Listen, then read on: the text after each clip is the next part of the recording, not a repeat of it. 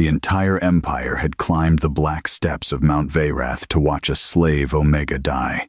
They came wrapped in crimson cloaks and jeweled furs, their faces hidden behind ceremonial masks shaped like dragon skulls, their whispers soft as knives beneath the thunder of the volcano. Above them, the sacred mountain breathed smoke into a storm-dark sky, its mouth glowing red, as if some ancient beast beneath the world had opened one burning eye. At the center of the obsidian altar stood Alara, barefoot, chained at the wrists with dragon silver, her thin white shift already stained with ash. No one had given her a cloak against the cold wind. No one had allowed her to wash the soot from her face. They wanted the Empire to see exactly what she was before the fire took her. A slave Omega from the lower dens, a girl with no family name, no pack protection, no dragon mark, and no worth beyond the blood they intended to spill. The priest said the dragons were dying because the mountain was hungry. The council said the Empire needed a life humble enough to appease the old fire without insulting the throne. The nobles said an Omega's death was a small price for the survival of the realm. But Alara knew the truth hidden beneath every polished word. They had not chosen her because she was guilty. They had chosen her because no one would rise to defend her. She stood still while the crowd watched, because stillness was the last dignity left to her. All her life, they had mistaken silence for surrender.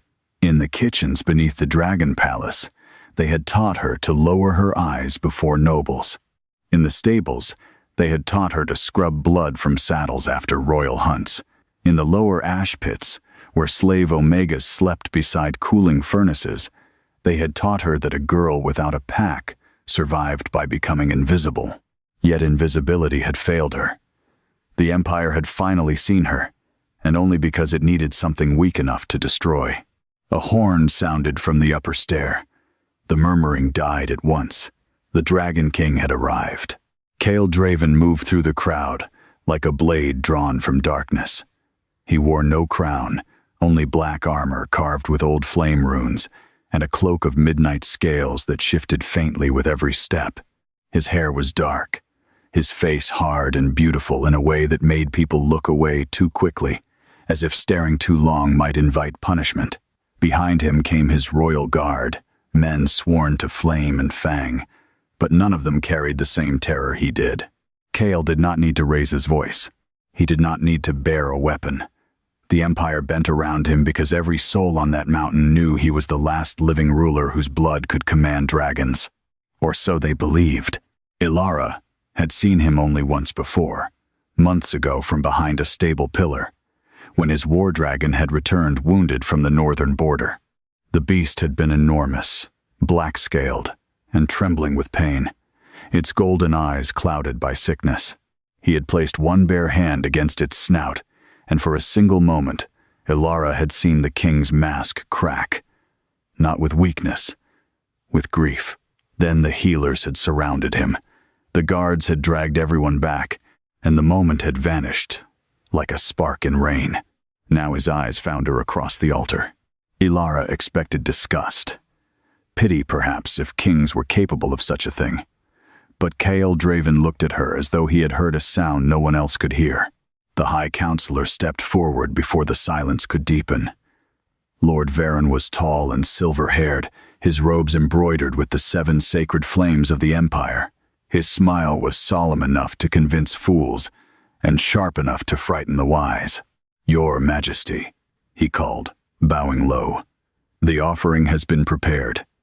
By old law and royal sanction, this Omega shall be given to Veyrath's heart. Her blood will calm the mountain. Her death will restore the dragons." The crowd lowered its heads. The priests lifted their black staffs. The volcano rumbled beneath them. Kael did not answer immediately. His gaze remained on Alara's face, then dropped to the chains around her wrists. Something dark passed behind his eyes. Who named her guilty? Varon's smile did not move. Guilt is not required for sacred balance. Ilara felt the words strike harder than any blow she had endured. Guilt is not required. That was the law of her life. No guilt had been required when her mother disappeared into the ash mines. No guilt had been required when the palace steward branded Ilara's shoulder with the slave mark at 13. No guilt had been required when noble children practiced commands on her, just to laugh when her Omega instincts made her kneel. The world did not need her to deserve pain. It only needed her to be low enough that pain could find her easily. Kale stepped closer to the altar. The dragon's silver chains tightened without anyone touching them, reacting to the power in his blood. Ilara bit the inside of her cheek to keep from flinching. The taste of blood filled her mouth, copper and heat. The king noticed. His jaw hardened. For one dangerous heartbeat, Ilara thought he might stop it. Not because he cared for her. Kings did not care for slave girls. But perhaps because some buried instinct in him recognized cruelty, dressed as ceremony. Then Lord Veron leaned close enough to speak, only for the throne. The dragons failed to rise this morning, Majesty. 3 more hatchlings turned cold in their shells. If the people do not see blood given today, they will say the mountain has rejected you. A wind moved across the altar. Kyle's expression closed. There it was. The chain around his throat, invisible but stronger than hers. A king could command armies and still be cornered by fear. A throne could be made of gold and still sit over a grave. Kale looked at Ilara again, and this time she understood the terrible truth. He was not untouched by her death, but he would allow it. The high priestess raised a curved blade, made from volcanic glass. Omega Ilara of the Ash Dens, she declared, her voice carrying across the mountain. You have been chosen by the Empire to return warmth to the sacred bloodline. Kneel, and receive the honor of flame. Ilara did not kneel. The crowd shifted. The guards reached for their weapons. Ilara's heart hammered so violently she could barely breathe, but she kept her spine straight. She had kneeled in kitchens, in stables, in corridors slick with melted snow. She had kneeled to survive, but she would not kneel to make her murder look holy. The priestess's eyes narrowed. Kneel. Ilara lifted her chin. Her voice came rough from disuse, but it did not break. If the fire wants me, let it take me standing. A ripple went through the nobles. Someone gasped. Someone laughed in disbelief. Lord Veron's face turned cold, but Kale Draven did not laugh. The volcano answered. It began as a sound too deep to be thunder. The altar trembled beneath Ilara's feet. The chains around her wrists heated until pain flashed up her arms. Yet beneath the pain came something stranger. A pulse, slow and vast, like a heartbeat buried under stone. Ilara looked toward the crater. The lava below shifted, not bubbled, not surged, shifted, as if something underneath had turned in its sleep. The priestess froze. The old runes carved into the altar flickered once, then went dark. Lord Veron's eyes sharpened with panic so brief most would have missed it. Kale did not. His head turned toward the counselor, and for the first time, suspicion cut through the king's guarded face. Then the chains on Ilara's wrists began to glow. Not silver, gold. The crowd recoiled. Dragon silver was not supposed to change color. It was forged to bind witches, traitors, and beasts of corrupted flame. It answered only to royal blood and old fire. Yet around Ilara's wrists, the metal softened like wax, glowing brighter with every breath she took. The high priestess stumbled back. That is impossible. Ilara barely heard her. The heat in her veins had become a voice without words. It rose through her bones, through the slave brand on her shoulder, through every scar she had hidden beneath rough cloth. It did not feel like power. Not yet. It felt like memory. A memory too old to belong to her. Kyle reached the base of the altar. Stop the rite. Lord Veron's voice snapped like a whip. The rite has begun. If it is broken, the mountain will rage. The mountain is already answering her. She is a vessel of corruption. Ilara turned at that word. Corruption. She had heard it in whispers all week, when the dying hatchlings had failed to breathe flame, when the palace healers had found black ash around the nursery doors, when the council needed a body to place beneath the blame. They had called her cursed because she had once touched a cold dragon egg and wept over it. They had called her unclean because the egg had warmed under her palm. She had told no one. Someone had seen. The priestess raised the blade again, but her hands were shaking now. "Throw her in." The guards seized Ilara from behind. Kael moved. A growl tore from him, low and inhuman, and every wolf-blooded soldier on the mountain stiffened. Though this was a dragon empire, old wolf lines still served beneath the throne, bound by ancient treaties of fang and flame. Those men felt the command in his sound and faltered. But Lord Varen had prepared for hesitation. His own council guard stepped forward, armored in white scale, deafened by ritual wax, and trained to obey hand signs alone. They grabbed Ilara's chains and dragged her toward the crater. Pain ripped through her shoulders. Her bare feet scraped over obsidian. The crowd blurred into masks and open mouths. The heat from the volcano struck her face so fiercely her tears dried before they could fall. For one moment, she looked back, not at the priests, not at the council, at the Dragon King. Kael stood surrounded by his own guards, and the council's blades, trapped in the space between command and consequence. His eyes met hers, and something passed between them that was neither love nor trust. It was recognition sharpened by helplessness. He saw her. Too late, perhaps, but he saw her. Ilara hated him for it. It would have been easier if he had looked away. The guards shoved her over the edge. The world became fire. She fell without screaming. The wind tore the breath from her throat. Heat swallowed sight, sound, thought. Above her, the rim of the crater shrank into a circle of dark figures and red sky. For a heartbeat, Ilara felt weightless, suspended. Then the lava rose to meet her. It should have devoured her. Instead, it opened. Ilara plunged into molten light, and the mountain closed over her like a womb. Far above, the Empire waited for smoke, for screams, for the satisfying silence of a sacrifice completed. But beneath the lava, Ilara did not burn. She sank through fire that moved around her skin like warm water. Her chains dissolved. Her slave mark cracked open with a flash of gold. The pain was unbearable, but it was not the pain of dying. It was the pain of something buried too long forcing its way back into the world. In the depths below the volcano, an eye opened. It was larger than the palace gates. Ancien, golden, lonely. And when it looked at Ilara, the fire around her bowed. A voice entered her blood. Older than kings, older than councils, older than the empire that had thrown her away. "Daughter of the first flame," it whispered. "At last, they have returned you to me." Above the mountain, Mount Veyrath exploded. The explosion split the night apart. Fire tore from Mount Veyrath in a pillar so vast it turned the clouds red for miles across the empire.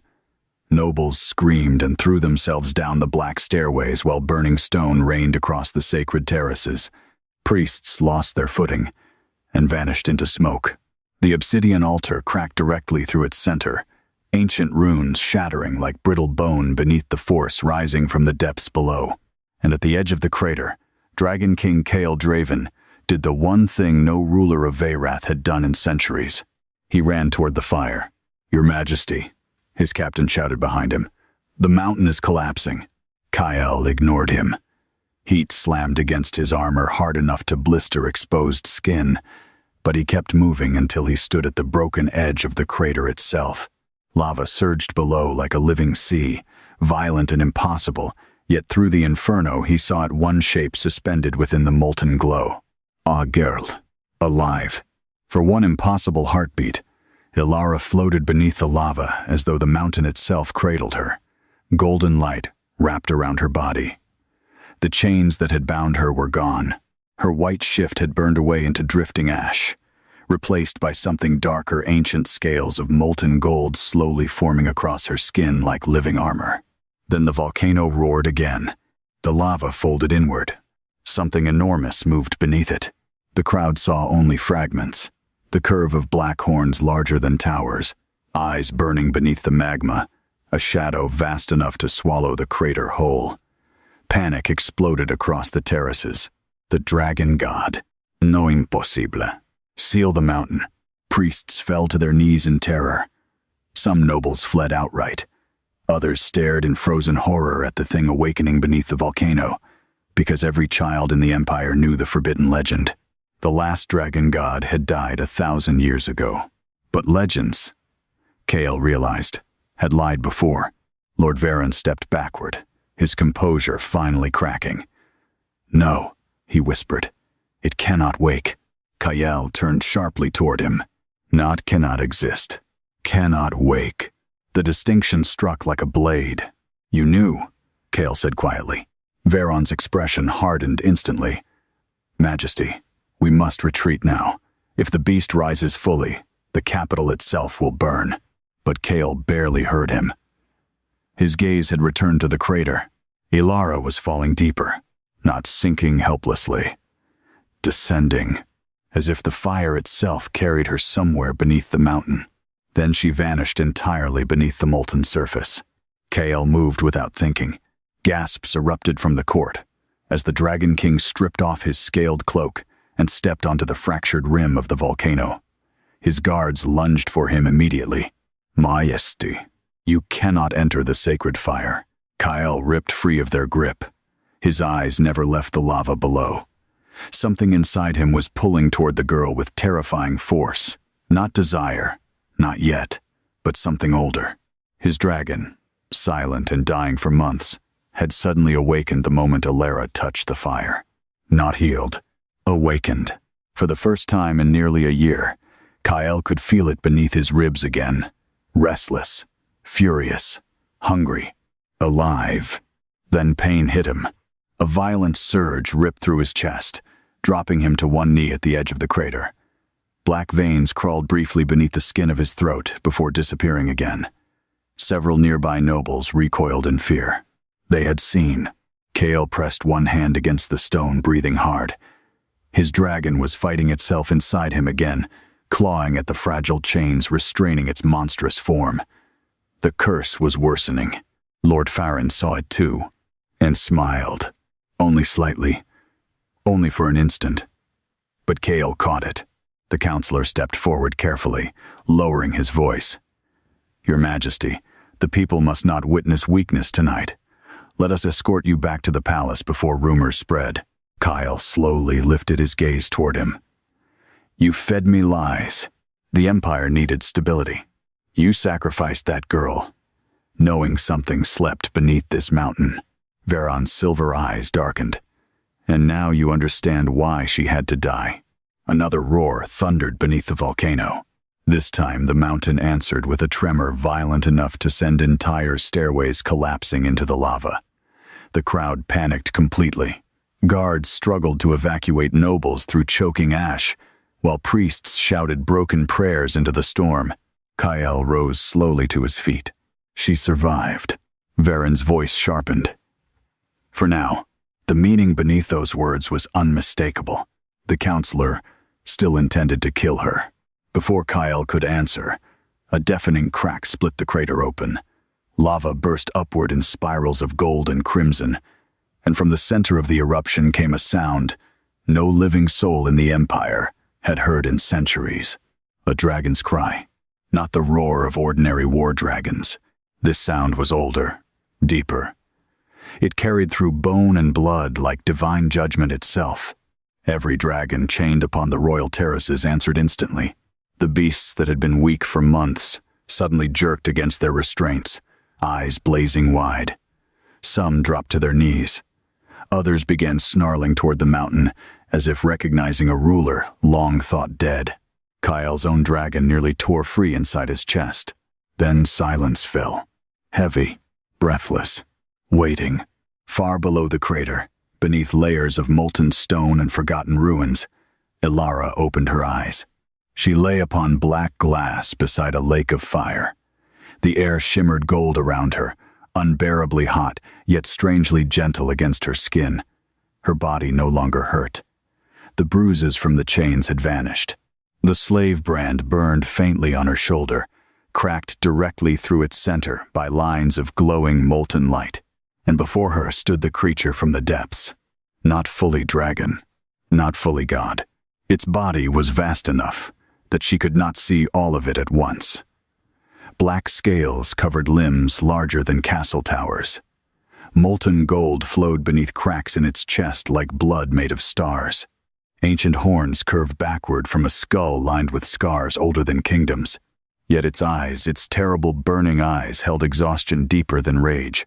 The dragon lowered its head toward her. The movement shook the cavern. Alara should have fled. She should have trembled in terror. Instead, she stared upward in stunned silence, because despite its monstrous size, the creature looked wounded, lonely, abandoned. "You are small," the dragon rumbled at last. Its voice was not heard with ears alone. It moved through her bones. Alara swallowed hard. "Am I dead?" The creature's eyes narrowed slightly, almost amused. "If you were dead, child, the mountain would not be screaming." Only then did Alara realize the volcano above them was still shaking violently. She pushed herself upright carefully. Strange golden patterns glowed faintly beneath her skin now, appearing and vanishing like embers under ash. Fear crept slowly into her chest. "What are you?" she whispered. The dragon stared at her for a very long time. Then the cavern darkened. Images suddenly flooded the air around them. Not illusions, but memories carved into flame itself. Alara gasped as visions unfolded across the molten walls. An empire of dragons soaring beneath crimson skies. A woman standing atop the mountain wearing armor of living gold. Her hair burned like fire. Her eyes blazed with the same molten light now flickering beneath Alara's skin. The dragons bowed to her, not out of fear, out of loyalty. "The first fire dragon empress," the creature said quietly. "Your blood remembers her." Though the empire tried to erase her name, the vision changed violently. War, a throne room, drowned in blood. Men in royal armor driving black spears into dragons chained beneath the palace. A crown stolen. A queen betrayed. Alara stumbled backward in horror. "No, the line of the true empress was hunted to extinction," the dragon continued. "Their children slaughtered. Their history burned. Those who survived were branded as slaves, so none would remember what they were." Alara's breath stopped. The slave mark on her shoulder burned hotter. "No," she repeated weakly. "That cannot be true." The dragon lowered its head closer. "Then why did the sacred fire refuse to consume you?" She had no answer. All her life, she had believed herself unwanted by the world itself. An omega born without scent, strong enough for a pack. A servant no dragon ever noticed. A girl with no bloodline worth naming. But beneath the mountain, ancient fire was calling her royal. The cavern trembled again. This time the dragon's expression darkened. "He is coming." Alara looked up sharply. "Who?" The dragon did not answer immediately. Instead, it studied her with something unexpectedly sorrowful in its ancient gaze. "The king above fears what he is becoming," it murmured. "But he should fear the men beside his throne far more." Then another voice echoed faintly through the molten tunnels above. "Alara, Kyle." The sound of her name in his voice startled her more than the dragon itself had. Not because of tenderness, because of desperation. The dragon's eyes narrowed. "Interesting." Alara's pulse quickened. "Why is he here?" "Because his soul recognized yours the moment the fire touched you." The cavern shook violently as stone cracked somewhere above. The dragon slowly unfolded one enormous claw. Resting within it was something wrapped in molten light. A crown, not jeweled, forged from black dragon bone and living gold flame. The moment Alara saw it, pain shot through her chest so fiercely she nearly collapsed. Memories not her own flashed behind her eyes. Dragons crying beneath burning skies. A queen kneeling in blood. A mountain swallowing fire to protect the last god beneath the world. "The throne was never meant for his bloodline," the dragon said softly. "And when the empire discovers what you are, they will try to kill you before the mountain crowns you itself." Far above them, another explosion thundered through Mount Veyrath. And this time, the entire capital heard it. Ash fell over the capital like black snow. From the upper towers of Veyrath Palace, nobles watched the sacred mountain bleed rivers of fire down its ancient cliffs, while alarm bells rang through every district below. The Empire had not seen Mount Veyrath awaken like this in centuries. Markets emptied, temples filled with frightened prayers. Dragon riders struggled to control beasts, suddenly refusing commands. Even the skies felt wrong, thick with smoke and ancient heat, as though something buried beneath the kingdom had opened its eyes after 1,000 years of silence. Inside the throne hall, fear moved more quietly. It hid behind lowered voices and careful expressions. "The people are panicking," one council member whispered. They saw the mountain answer her. "If word spreads that the sacrifice survived, then we make certain no word spreads," Lord Veron said calmly. The royal council fell silent immediately. He stood before the massive black windows overlooking the burning mountain, silver robes untouched by ash, despite the chaos outside. His hands rested loosely behind his back, but tension sharpened every line of his posture. The explosion had ruined months of careful planning, perhaps years. Still, he was not afraid yet. Not until the dragon god fully awakened. A guard entered hurriedly and dropped to one knee. "Your Grace, the king has not returned from the mountain." Several counselors exchanged alarmed looks. Vaeron did not move. "And the girl?" he asked. The guard hesitated. "No remains have been recovered." The room darkened, not literally. Yet somehow the firelight inside the hall seemed colder after those words. Veron turned slowly from the window. "Then we proceed to the second measure." One of the older nobles stiffened. "You truly believe she carries the bloodline?" "I believe," Veron said carefully, "that the mountain recognized her."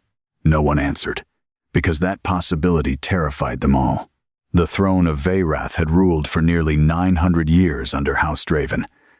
The Empire believed the Dragon Kings had been chosen by sacred flame itself. But hidden beneath official histories was a truth few living souls knew. The Draven line had not inherited the throne peacefully. They had taken it, and the bloodline they destroyed had once commanded dragons like gods. Veron remembered the old records too clearly. Children burned in hidden chambers, women dragged from temples, royal heirs hunted through ash forests until none remained alive enough to threaten the crown. The Empire had called it purification, but bloodlines as ancient as the Fire Empresses rarely vanished quietly. Now the mountain had answered a slave Omega, and the dragon beneath Veyrath had awakened. A cold unease crept through the council chamber. "Find the girl," Veron ordered softly. "Before the king does." Far beneath the volcano, Alara stared at the dragon crown, resting within the creature's claw. The gold flame woven through the black bone moved like living fire. Every instinct inside her screamed not to touch it. Yet another feeling, deeper and stranger, whispered that the crown already belonged to her. She stepped backward instead. "I don't want it." The dragon watched her carefully. "That is why the mountain allowed you to survive." Alara shook her head. "You are wrong. I am not a queen. I scrubbed ash from stable floors. I slept beside furnaces. I don't even know who my parents were." The dragon's enormous gaze softened unexpectedly. "Blood remembers what fear tries to bury." The words struck too close. All her life, Alara had survived by making herself smaller, quieter, easier to overlook. Hope was dangerous for girls born in chains, because hope encouraged rebellion, and rebellion shortened lives. She had learned not to ask questions about the strange dreams that sometimes woke her at night, the dreams of burning wings and women crowned in fire. She had learned not to speak about the heat that pulsed strangely beneath her skin whenever dragons came near. And she had learned never to believe she could belong anywhere. Now the mountain itself was trying to hand her a crown. The cavern trembled again. Dust fell from the ceiling above as distant impacts echoed through the tunnels. Someone was descending toward them through the volcanic passageways. Coil. Alara felt it before she heard him. Not through magic, through instinct. The dragon noticed her reaction instantly. "Your heart races for the king already?" Alara stiffened. "No." A rumbling sound echoed from the creature's chest. Realization struck her a second later. The dragon was laughing. Heat rushed into her face despite the suffocating warmth of the cavern. "He let them throw me into the fire. And yet," the dragon said quietly, "you looked at him before you fell." Ilara opened her mouth to deny it. No words came, because it was true. Out of all the faces above the crater, she had looked only at him, not because she trusted him, perhaps because some part of her had wanted him to stop it, wanted someone powerful enough to end her suffering to finally choose differently. But Kael had not stopped them. That wound still burned hotter than the mountain around her. The dragon's expression darkened slightly. Kings raised inside cages often mistake chains for duty. Before Ilara could answer, a violent crack echoed through the cavern entrance. Stone exploded inward. Kael Draven emerged from the smoke. For one suspended heartbeat, neither moved. The Dragon King stood at the edge of the cavern, breathing hard, black armor scorched from heat and climbing ash. Blood ran from cuts across his hands where volcanic stone had ripped his skin open during the descent. Yet none of that held Ilara's attention. His eyes did. Gold. Not fully human anymore. The moment Kael saw her alive beside the dragon god, something dangerous flickered across his face, not relief exactly, but something near enough to frighten him. Then he noticed the crown, and his expression changed completely. The cavern temperature dropped. The dragon shifted behind Ilara with a low warning growl that shook molten stone from the ceiling. Kael slowly reached for the sword at his side. "Move away from her." Ilara blinked in confusion.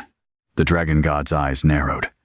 Still, obedient to stolen blood, Kael's jaw tightened instantly. "I know what you are." "No," the creature replied. "You know what your ancestors taught you to fear." The air between them turned sharp as drawn steel. Ilara felt suddenly trapped between two ancient forces, neither willing to yield. The dragon's fire swelled through the cavern while Kael's own power pushed violently against it. Golden cracks spread beneath the king's boots. Then Kael's control slipped. Pain hit him without warning. He staggered forward sharply, one hand bracing against the stone wall as black veins crawled visibly across his throat and jaw this time. A low growl escaped him. Not human, not fully dragon either. Ilara froze. The dragon god watched silently. So the rot has nearly consumed him already. Kael's head snapped upward. Fury flashed through his face. Silence.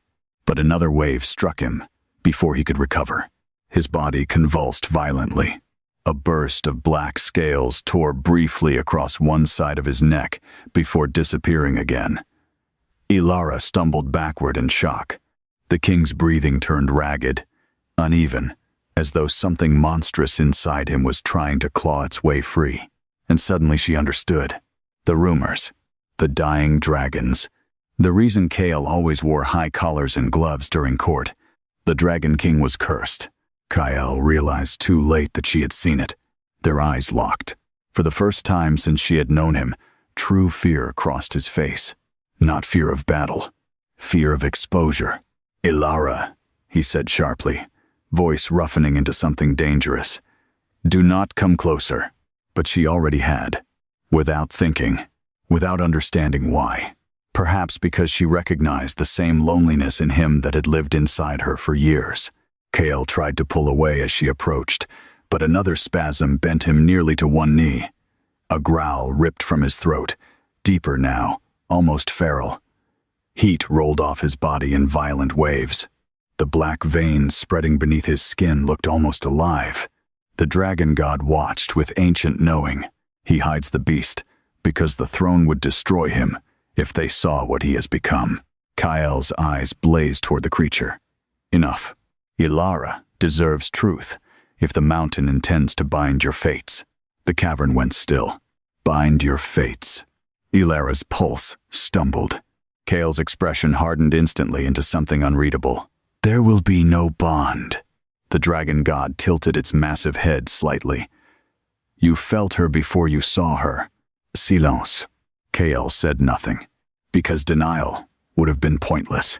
From the moment Ilara stepped onto the sacrificial altar, something inside him had awakened violently. His dragon had recognized her instantly, reacting with hunger, fury, and desperate need all at once. He had tried to bury it beneath duty, beneath caution, beneath the terror of what she might truly be. But his instincts had only worsened after she fell into the fire. Now, standing near her inside the mountain, Kael could barely breathe through the force of it. The heat surrounding Alara called to him, not like flame, like home, and that frightened him more than the curse ever had. Alara noticed the way his eyes followed her now, conflicted and almost angry. "Why are you looking at me like that?" Kael looked away immediately. "You should fear me." The answer came too quickly, too honestly. Alara frowned slightly. "Because of the curse?" A shadow crossed his face. The dragon god answered for him. "The royal bloodline has been rotting for generations. Their dragons no longer recognize them fully. That thing inside him is not merely sickness. It is rejection." Kael's silence confirmed it. Alara stared at him. The mighty dragon king, the ruler feared across the empire. And beneath the armor, beneath the cold command and sharpened control, his own blood was slowly turning against him. Something inside her chest tightened painfully. "You knew?" she whispered. Kael laughed once, bitter and exhausted. "I know every hour." He straightened slowly despite the pain still visible in his body. "The court believes the dragons are dying because the gods are angry. The truth is simpler." His eyes darkened. "The throne itself is poisoned." The cavern trembled again, but this time it was not the volcano. Footsteps echoed faintly through the upper tunnels. "Omen." Kael heard them first. His expression sharpened instantly. "The council followed me." The dragon god's molten eyes narrowed. "Then the hunt begins sooner than expected." Ilara's pulse quickened. "They're coming here? They will not leave witnesses alive," Kael said grimly. Something cold moved through her then. Not panic, understanding. The council had not sacrificed her to save dragons. They had tried to bury a bloodline, and now they would kill anyone who learned the truth. Above them, steel rang faintly against stone. The soldiers were close. The first arrow struck the cavern wall inches from Alara's throat. Kael moved instantly. He caught her arm and dragged her backward just as armored soldiers poured through the volcanic passage above. White-scale guards flooded the tunnel entrance, carrying dragon steel spears etched with flame wards, their faces hidden beneath ceremonial helms. They were not royal soldiers, loyal to the crown. They belonged to the council. Lord Veron stepped into view behind them, silver robes untouched by ash despite the brutal climb through the mountain. His pale gaze swept across the cavern and stopped on Alara. Not surprise. Recognition. For the first time since meeting him, Alara saw genuine fear behind the counselor's composed face. Then his eyes shifted toward the dragon god rising behind her. The color drained from him. "So the legends were true," he whispered. The dragon's molten eyes narrowed to slits. "You smell like the men who slaughtered my queen." Several guards faltered immediately. Veron recovered faster. "Kill the girl," he ordered coldly. Now, the soldiers obeyed. Spears flashed forward. Kael's sword erupted from its sheath in a burst of black flame. Steel screamed against steel as he intercepted the first strike inches from Alara's chest. The impact shook the cavern hard enough to send molten rock raining from above. Kael twisted violently, disarming one soldier before driving his blade through another's armor. But there were too many. They surged around him in disciplined formation, forcing him away from Alara step by step. These were not ordinary guards. Veron had brought execution hunters' men, trained specifically to kill corrupted dragonbloods before they could transform. Kael realized the truth too late. The council had been preparing for this possibility long before tonight. "Alara!" he shouted while parrying another spear thrust. "Run!" She froze. Not because she wanted to stay, because the dragon god behind her had suddenly lowered its head sharply toward the tunnel walls. The molten stone was moving. Ancient runes hidden beneath centuries of ash began glowing one by one throughout the cavern. Gold fire raced through cracks in the rock like veins awakening beneath dead skin. The entire mountain seemed to inhale. Every soldier stopped. The dragon god spoke a single word in a language older than empires. The volcano obeyed. The cavern exploded. Walls of molten stone crashed upward between Alara and the attacking guards. Soldiers screamed as rivers of fire split their formation apart. One man vanished beneath collapsing rock. Another dropped his spear and fled outright. Panic spread instantly through the tunnel lines. Veron staggered backward in horror. No, it cannot command the mountain anymore. The dragon lifted its enormous head fully now. "You buried me beneath fire," it rumbled. "Did you truly believe I slept powerless?"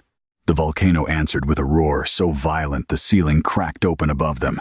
Kael reached Alara through the chaos and grabbed her wrist. "Move!"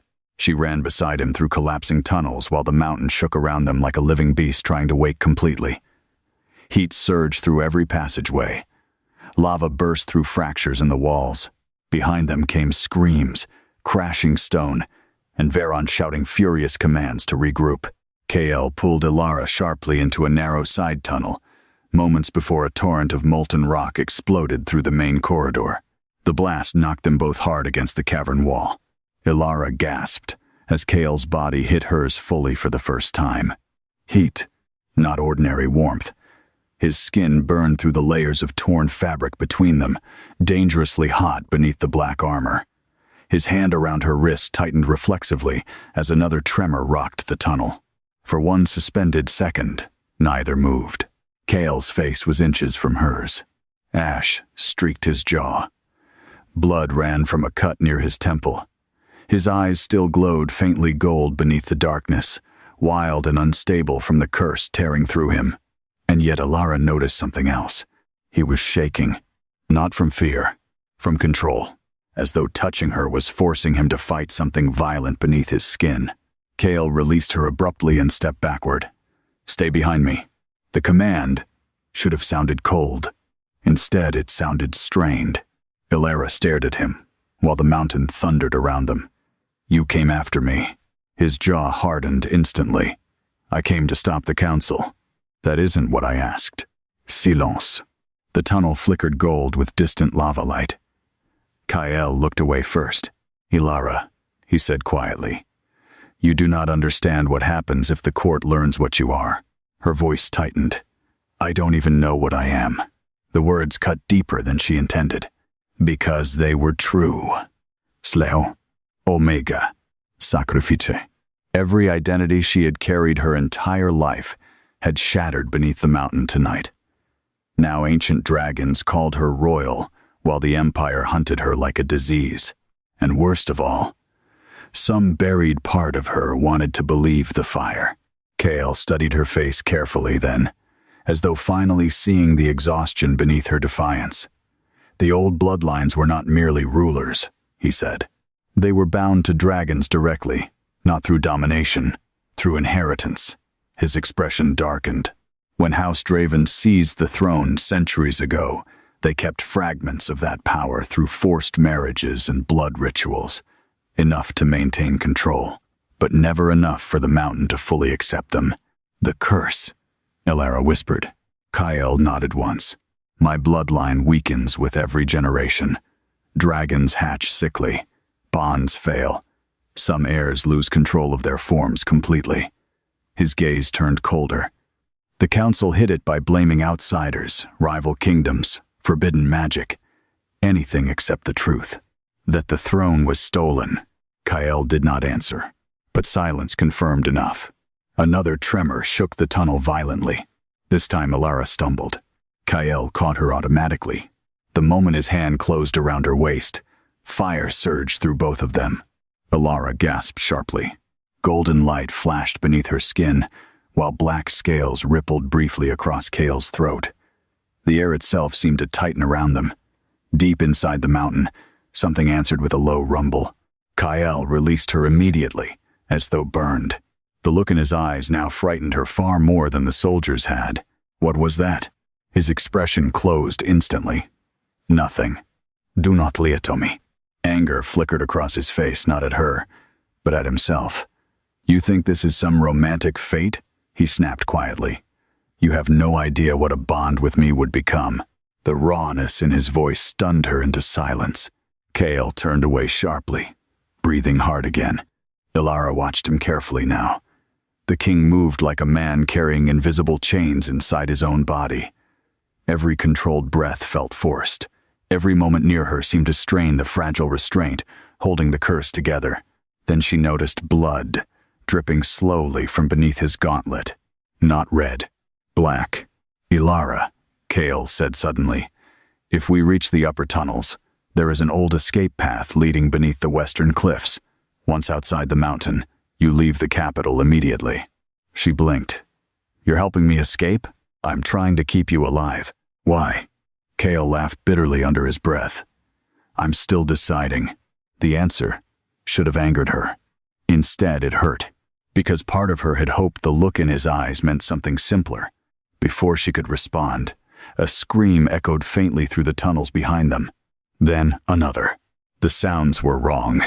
Not battle cries. Fear. Kale's expression sharpened instantly. He stepped toward the tunnel entrance just as one surviving council guard came sprinting around the corner ahead. The soldier barely made it 3 steps before collapsing. Claw marks shredded his armor open from shoulder to hip. Ilara stared in horror. Something moved in the darkness behind him. Huge. Fast. A low growl rolled through the tunnel, not dragon. Wolf. Kale's eyes widened slightly. Impossible. The creature emerged slowly from the smoke. Massive black fur. Burning gold eyes. A wolf larger than any ordinary beast, scarred heavily across its muzzle and shoulders as though it had survived centuries of war. Molten cracks glowed faintly beneath its fur like hidden fire under stone. The beast looked directly at Ilara, then lowered its head. Kale went perfectly still beside her. No, he whispered. Ilara frowned in confusion. What is it? The king's face had gone pale beneath the ash. That wolf died 300 years ago. The beast stepped closer. Not threatening. Protective. Behind them, more growls echoed through the mountain. Dozens. Ancient wolves were waking beneath Veyrath, and every single one was coming toward her. The growls spread through the mountain like thunder beneath stone. 1 became 3. 3 became dozens. The tunnels surrounding Ilara and Kale filled with the sound of claws scraping obsidian and deep breaths rolling through the dark. Heat pulsed from the walls in uneven waves, while molten cracks brightened beneath the floor, illuminating ancient carvings long buried beneath ash. Ilara stared at the giant black wolf before her. The creature lowered itself slowly onto its front legs, not in weakness, in reverence. Kale's breathing stopped. No, he said again, quieter this time. That cannot happen. The wolf ignored him completely. Its burning gaze remained fixed on Ilara, as if awaiting command. Then another shape emerged from the smoke behind it. A silver she-wolf with 1 missing eye.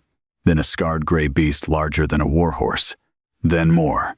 Ancient wolves filled the volcanic passageways one by one. Massive bodies moving silently through firelight until the tunnels looked less like a mountain and more like the forgotten den of dead kings. Ilara stepped backward instinctively. None of them advanced toward her. Every beast bowed its head. Kale stared at the scene in open disbelief. The royal spirit wolves. Ilara looked toward him sharply. Spirit wolves? They belonged to the first dragon emperors before the throne changed bloodlines. His voice had turned distant, almost stunned. The old records claimed they vanished after the war. One of the wolves growled low in its throat at that word. War. As though even death itself remembered betrayal. The black wolf stepped closer to Ilara until its enormous head hovered beside her shoulder. Slowly, cautiously, she lifted one trembling hand toward it. Kyle moved instantly. Don't. Too late. The wolf pressed its forehead gently against her palm. Fire exploded through Ilara's veins. Visions shattered across her mind so violently she cried out. A throne room burning beneath dragonfire. Wolves, tearing through armored soldiers. A woman crowned in gold standing beside a dragon god beneath Mount Veyrath. And blood. So much blood. Ilara stumbled as the vision ended. Kale caught her before she hit the stone floor.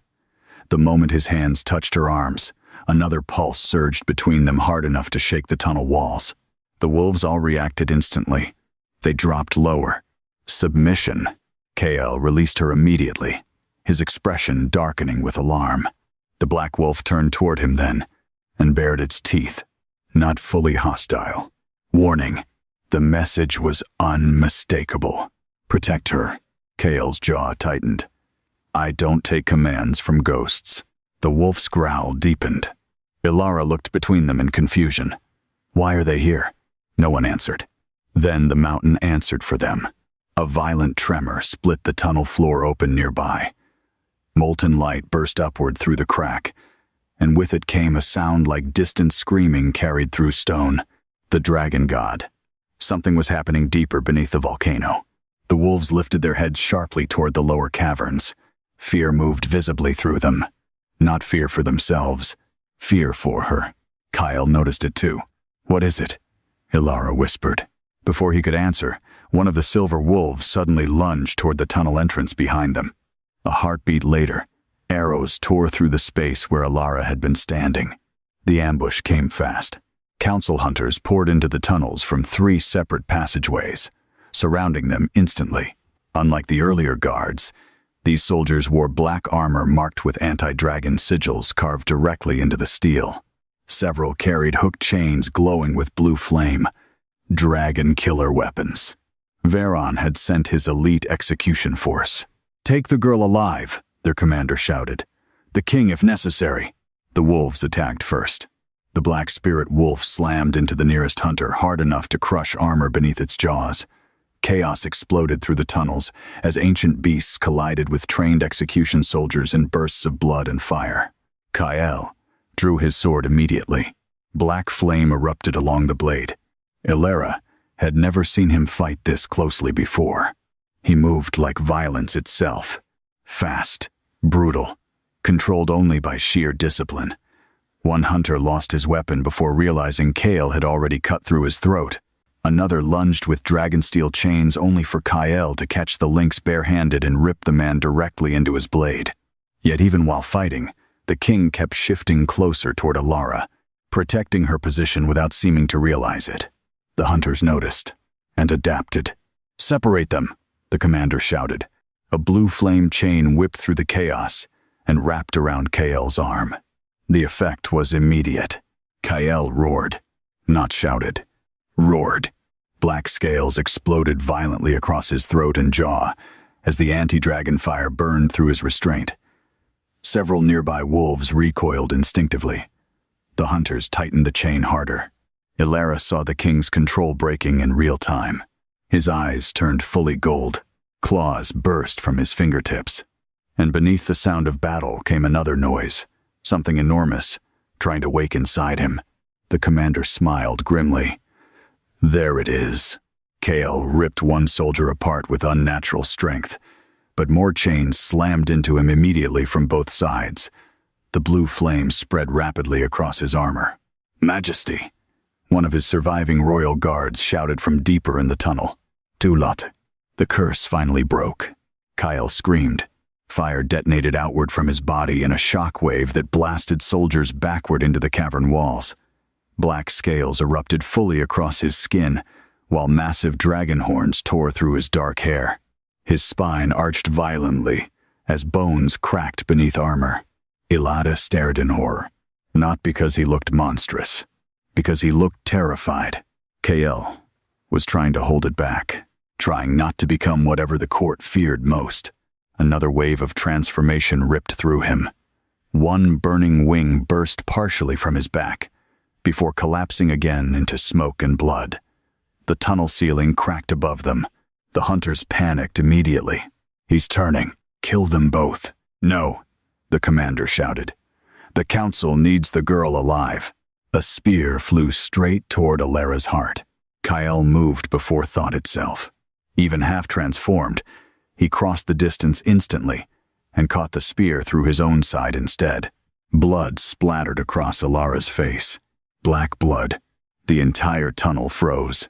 Kale looked down at the weapon buried deep beneath his ribs. Shock flickered briefly across his monstrous features, not at the wound, at what he had just done.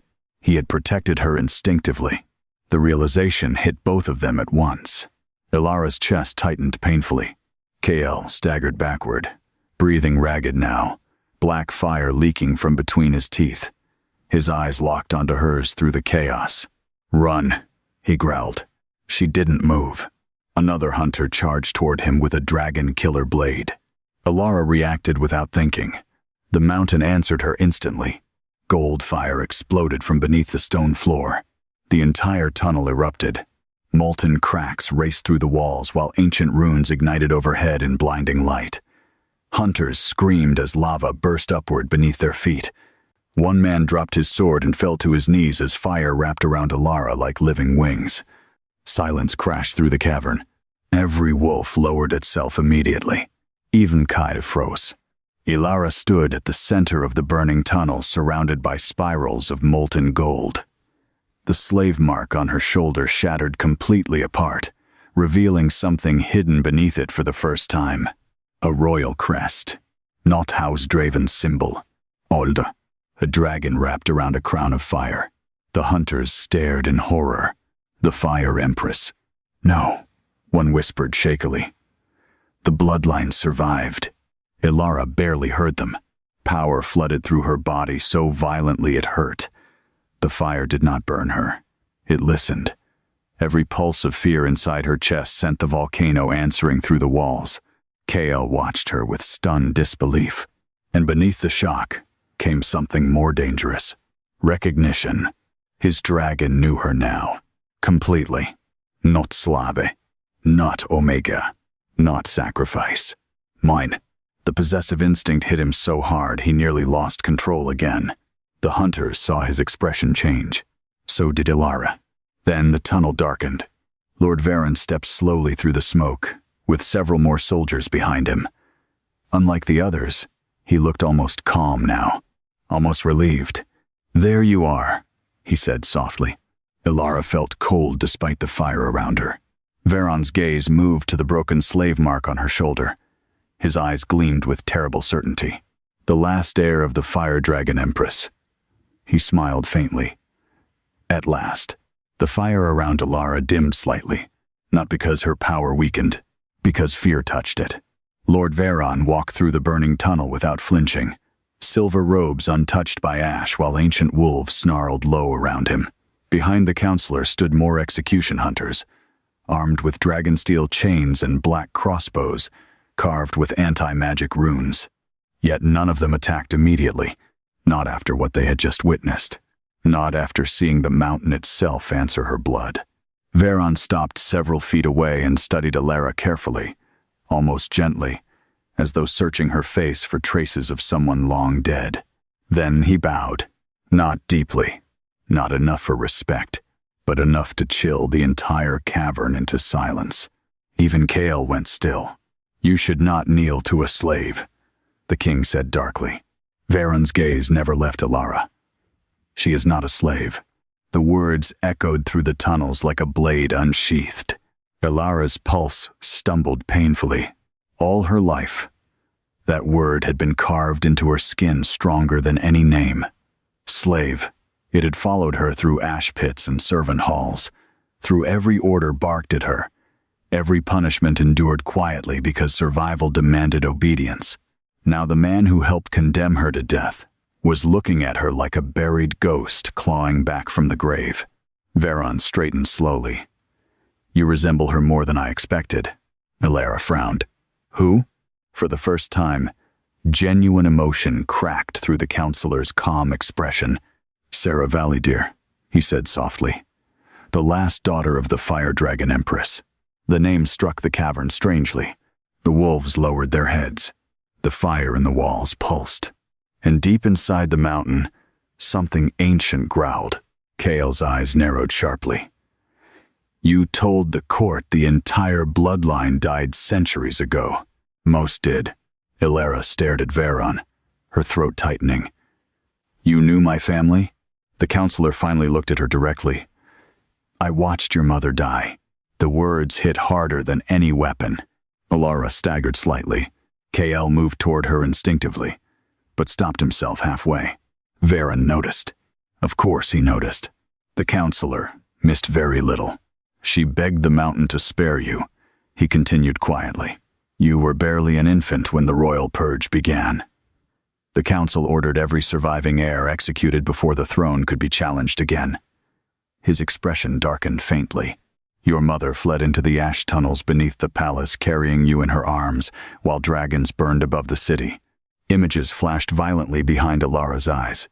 A woman running through smoke. Gold fire. Blood on stone. The memory vanished before she could grasp it fully. She died protecting you from royal hunters. Veron finished. I was there when they found her. Alara's breathing became uneven. You helped kill her. Silence. Veron did not deny it. The truth sat openly between them now, heavy and terrible. Kale's hand tightened around his sword. You slaughtered children to protect the throne. The empire was collapsing. Veron snapped suddenly. The dragons had already begun dividing their loyalties between bloodlines. Civil war would have destroyed everything. You murdered innocents. I preserved stability. The force behind his words shook the tunnel. For the first time, Alara understood the core of him. Veron was not cruel for pleasure. He genuinely believed sacrifice was necessary to maintain order. Entire bloodlines buried beneath mountains, children hunted through fire, slave brands burned onto royal skin. None of it mattered beside preserving the empire he served. That conviction made him more frightening than hatred. Kyle stepped protectively closer toward Alara despite the blood still running from his side. You used her tonight because you knew the mountain would answer her. Veron finally turned toward the king. Yes. The honesty stunned even the hunters behind him. Kale's eyes darkened dangerously. Why? Because your bloodline is dying. Silence crashed through the tunnel. The words landed harder than the collapsing mountain around them because everyone present knew they were true. Veron gestured toward Kale's partially transformed body. Black scales still crawled faintly across the king's throat, while traces of smoke drifted from the wounds in his armor. The throne has weakened for generations, the counselor continued. Dragons hatch sickly, bonds decay, madness spreads through royal heirs. His expression sharpened, and now the last Dragon King can barely contain the beast inside him. The hunters shifted uneasily. Most had never witnessed the curse directly before tonight. Alara looked toward Kale. Pain flickered across his face. Not physical pain this time. Exposure. The kind that strips dignity away piece by piece until even breathing feels humiliating. And suddenly she understood why he hid himself so fiercely from the court. Kings were not allowed weakness. Especially monstrous weakness. Veron's gaze slid back toward Alara. The mountain recognized your blood because it remembers the first rulers. The old line carried fire naturally. House Draven stole fragments of that power, but never enough. He looked almost tired suddenly. The empire has been rotting from that theft ever since. Then why hunt me? Alara whispered. The answer came immediately. Because if the people discover the truth, Veron said quietly, the kingdom burns. A deep rumble shook the cavern. The dragon god. Listening, Veron continued carefully. Do you think the noble houses will surrender peacefully? Do you think the military will kneel simply because old blood returned? His eyes hardened. Civil war would drown this empire in dragonfire. Kale's voice turned deadly calm. So your solution was to throw her into a volcano? Yes. No hesitation.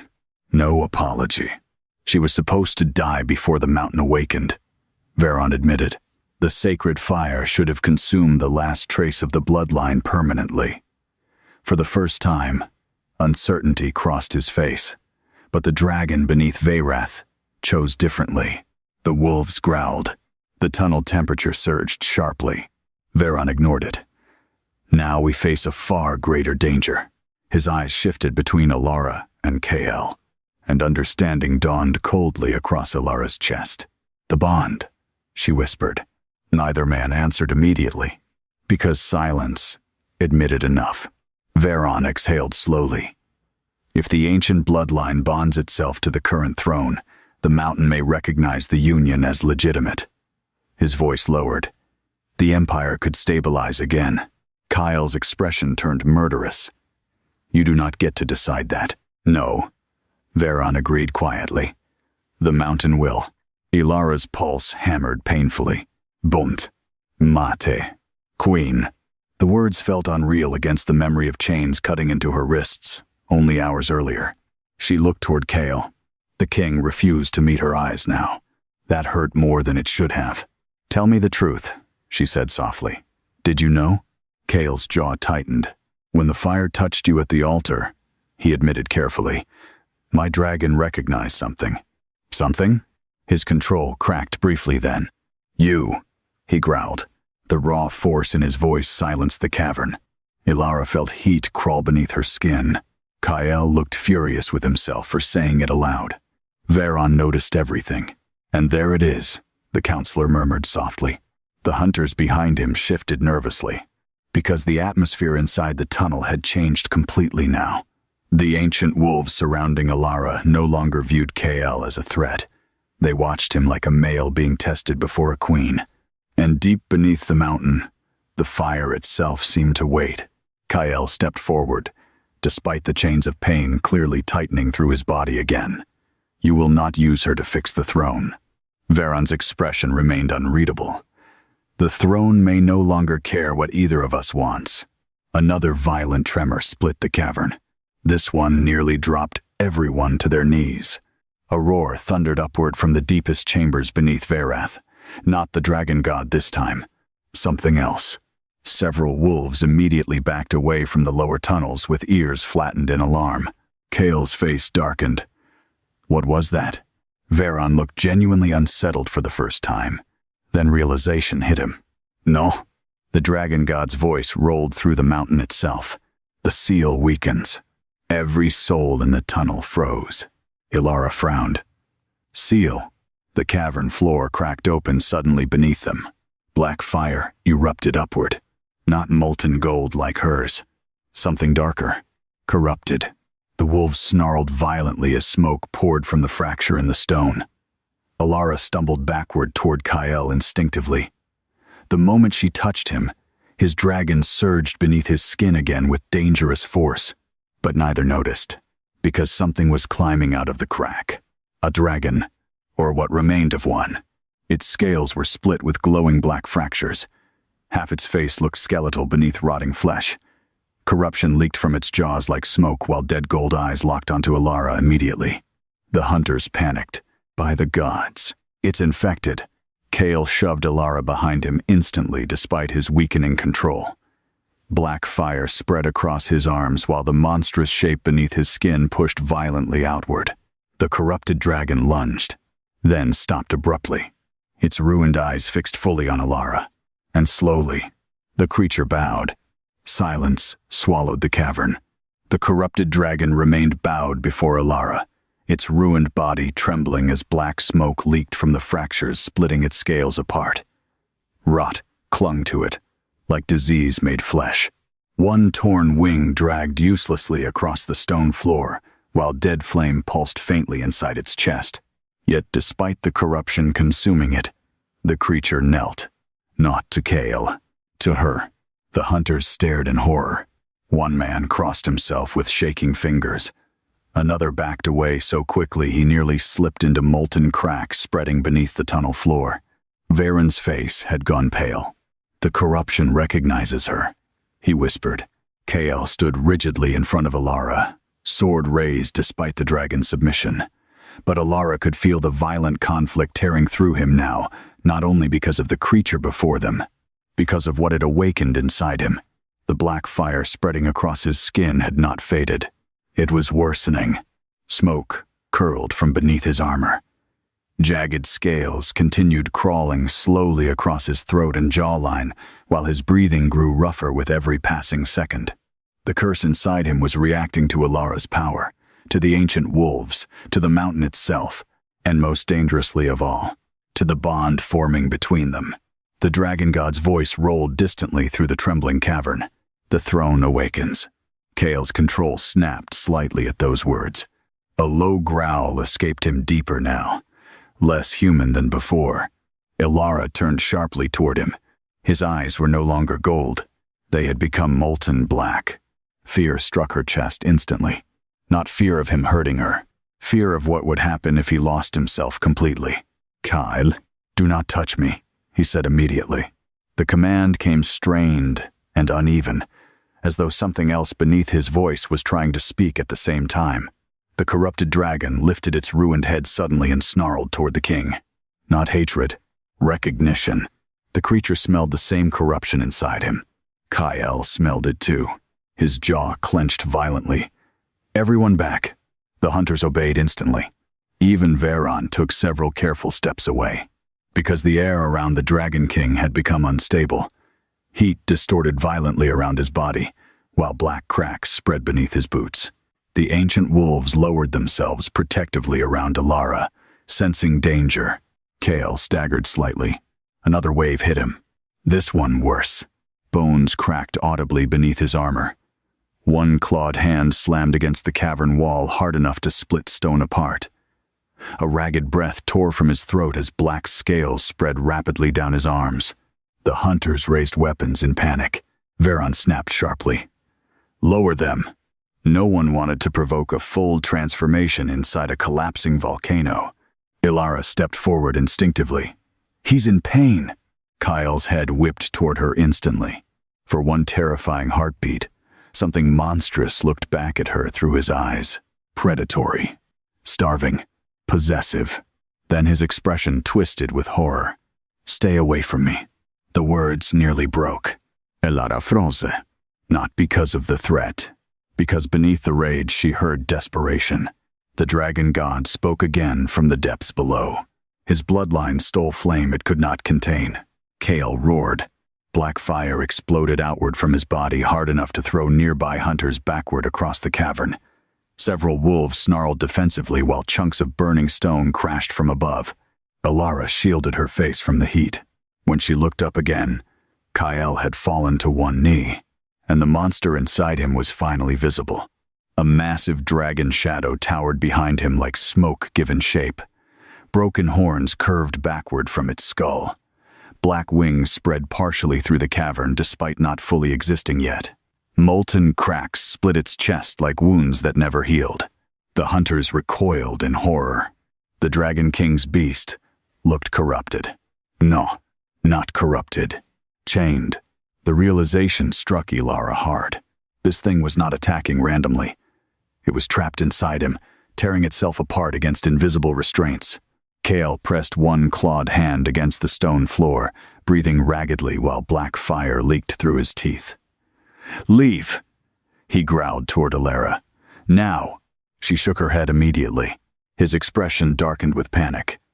"You do not understand what happens if I lose control. But you haven't. Not yet." The raw honesty in those words silenced the cavern. Alara stared at him. This feared king. This monstrous ruler wrapped in power and violence and terrifying restraint. All this time she had believed Kale's coldness came from arrogance. Now she saw the truth. He lived every moment, terrified of himself. The corrupted dragon near Alara suddenly whimpered softly. Every eye turned toward it. The creature lowered itself further, trembling violently now while black smoke continued leaking from its scales.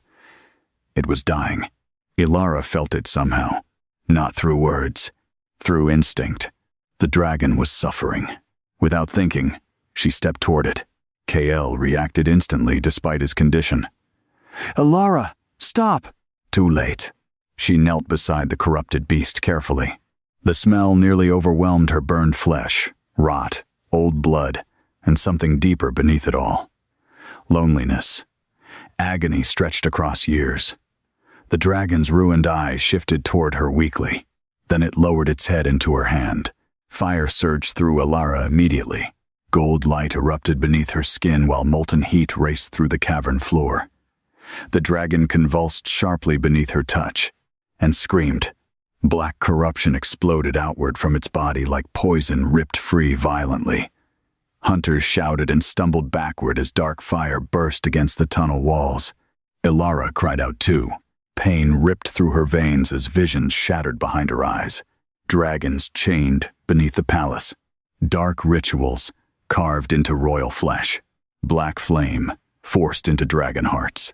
Kale screaming, while priests held him down as a child. Ilara gasped sharply and tore her hand away. The vision vanished. The dragon collapsed heavily onto the stone floor. Silent. Still. For one horrible second, Ilara thought it had died. Then, golden fire flickered weakly beneath the creature's cracked scales. The corruption was gone. A stunned silence fell across the cavern. One hunter whispered shakily. She purified it. Veron looked genuinely shaken now. The ancient wolves began bowing lower one by one. And Kyle stared at Ilara, like the world beneath his feet had just changed shape. She looked back at him slowly, heart pounding painfully. She had seen it. Not all of it, but enough. The chains, the rituals, the corruption forced into royal bloodlines generation after generation. House Draven had not simply stolen the throne. Someone had poisoned it deliberately. Kyle realized from her expression exactly what she had witnessed. His face closed instantly. Ilara, who did that to you? The question echoed softly through the cavern. Kale looked away. That answer alone was enough. Veron stepped forward carefully, voice lower now. The curse began nearly 2 centuries ago. The council believed controlled corruption would strengthen dragon bonds. Bitterness flickered across his face. Instead, it devoured the bloodline slowly. Ilara stared at him in disbelief. You infected your own kings? To preserve the throne. The same answer. Always the same. Sacrifice for stability. Murder for order. Monsters created in the name of survival. Kale laughed suddenly. The sound held no humor at all. You wanted honesty earlier? He said quietly toward Ilara. There it is. His blackened eyes lifted toward her again. Every dragon king since my grandfather has carried this thing inside them. The shadow dragon behind him shifted violently. Hungry. Angry. Awake. Kyle's breathing roughened further. I was 12 the first time I transformed. Ilara's chest tightened painfully. 12? The court sealed me beneath the palace for 6 days until the beast calmed. His voice turned distant. 3 guards died. The hunters lowered their eyes uneasily. Even Veron looked grim. Kale stepped backward away from her again, as though trying to place distance between them before something irreversible happened. You should fear me now, he said softly. Ilara looked at him for a very long time. Then, she answered, with devastating honesty. I think you've been feared enough. The cavern went completely still. Kale's expression changed. Not dramatically. Worse. Like something inside him had cracked open quietly, after enduring too much pressure for too many years. The shadow dragon behind him faltered. For the first time since emerging, the monstrous thing actually weakened. The dragon god rumbled deep beneath the mountain. Interesting. Kyle looked furious suddenly. Not at her. At himself. For reacting. Ilara. Warning roughened his voice. But she stepped closer anyway. The wolves watched carefully. Veron watched even more carefully. And deep inside the mountain, ancient fire stirred with dangerous interest. Then the tunnel ceiling exploded. Stone crashed downward, as another corrupted dragon burst violently through the upper cavern wall, screaming in agony. Black fire poured from its jaws, while chains still dangled from one ruined leg. The creature had been imprisoned. More roars echoed from deeper beneath the palace foundations. Not one dragon. Many. Veron's face drained of color. No. Kale's expression hardened instantly. What did the council lock beneath this mountain? The answer came not from Veron, but from the dragon god itself. The empire buried its sins alive. The mountain began screaming. Not metaphorically.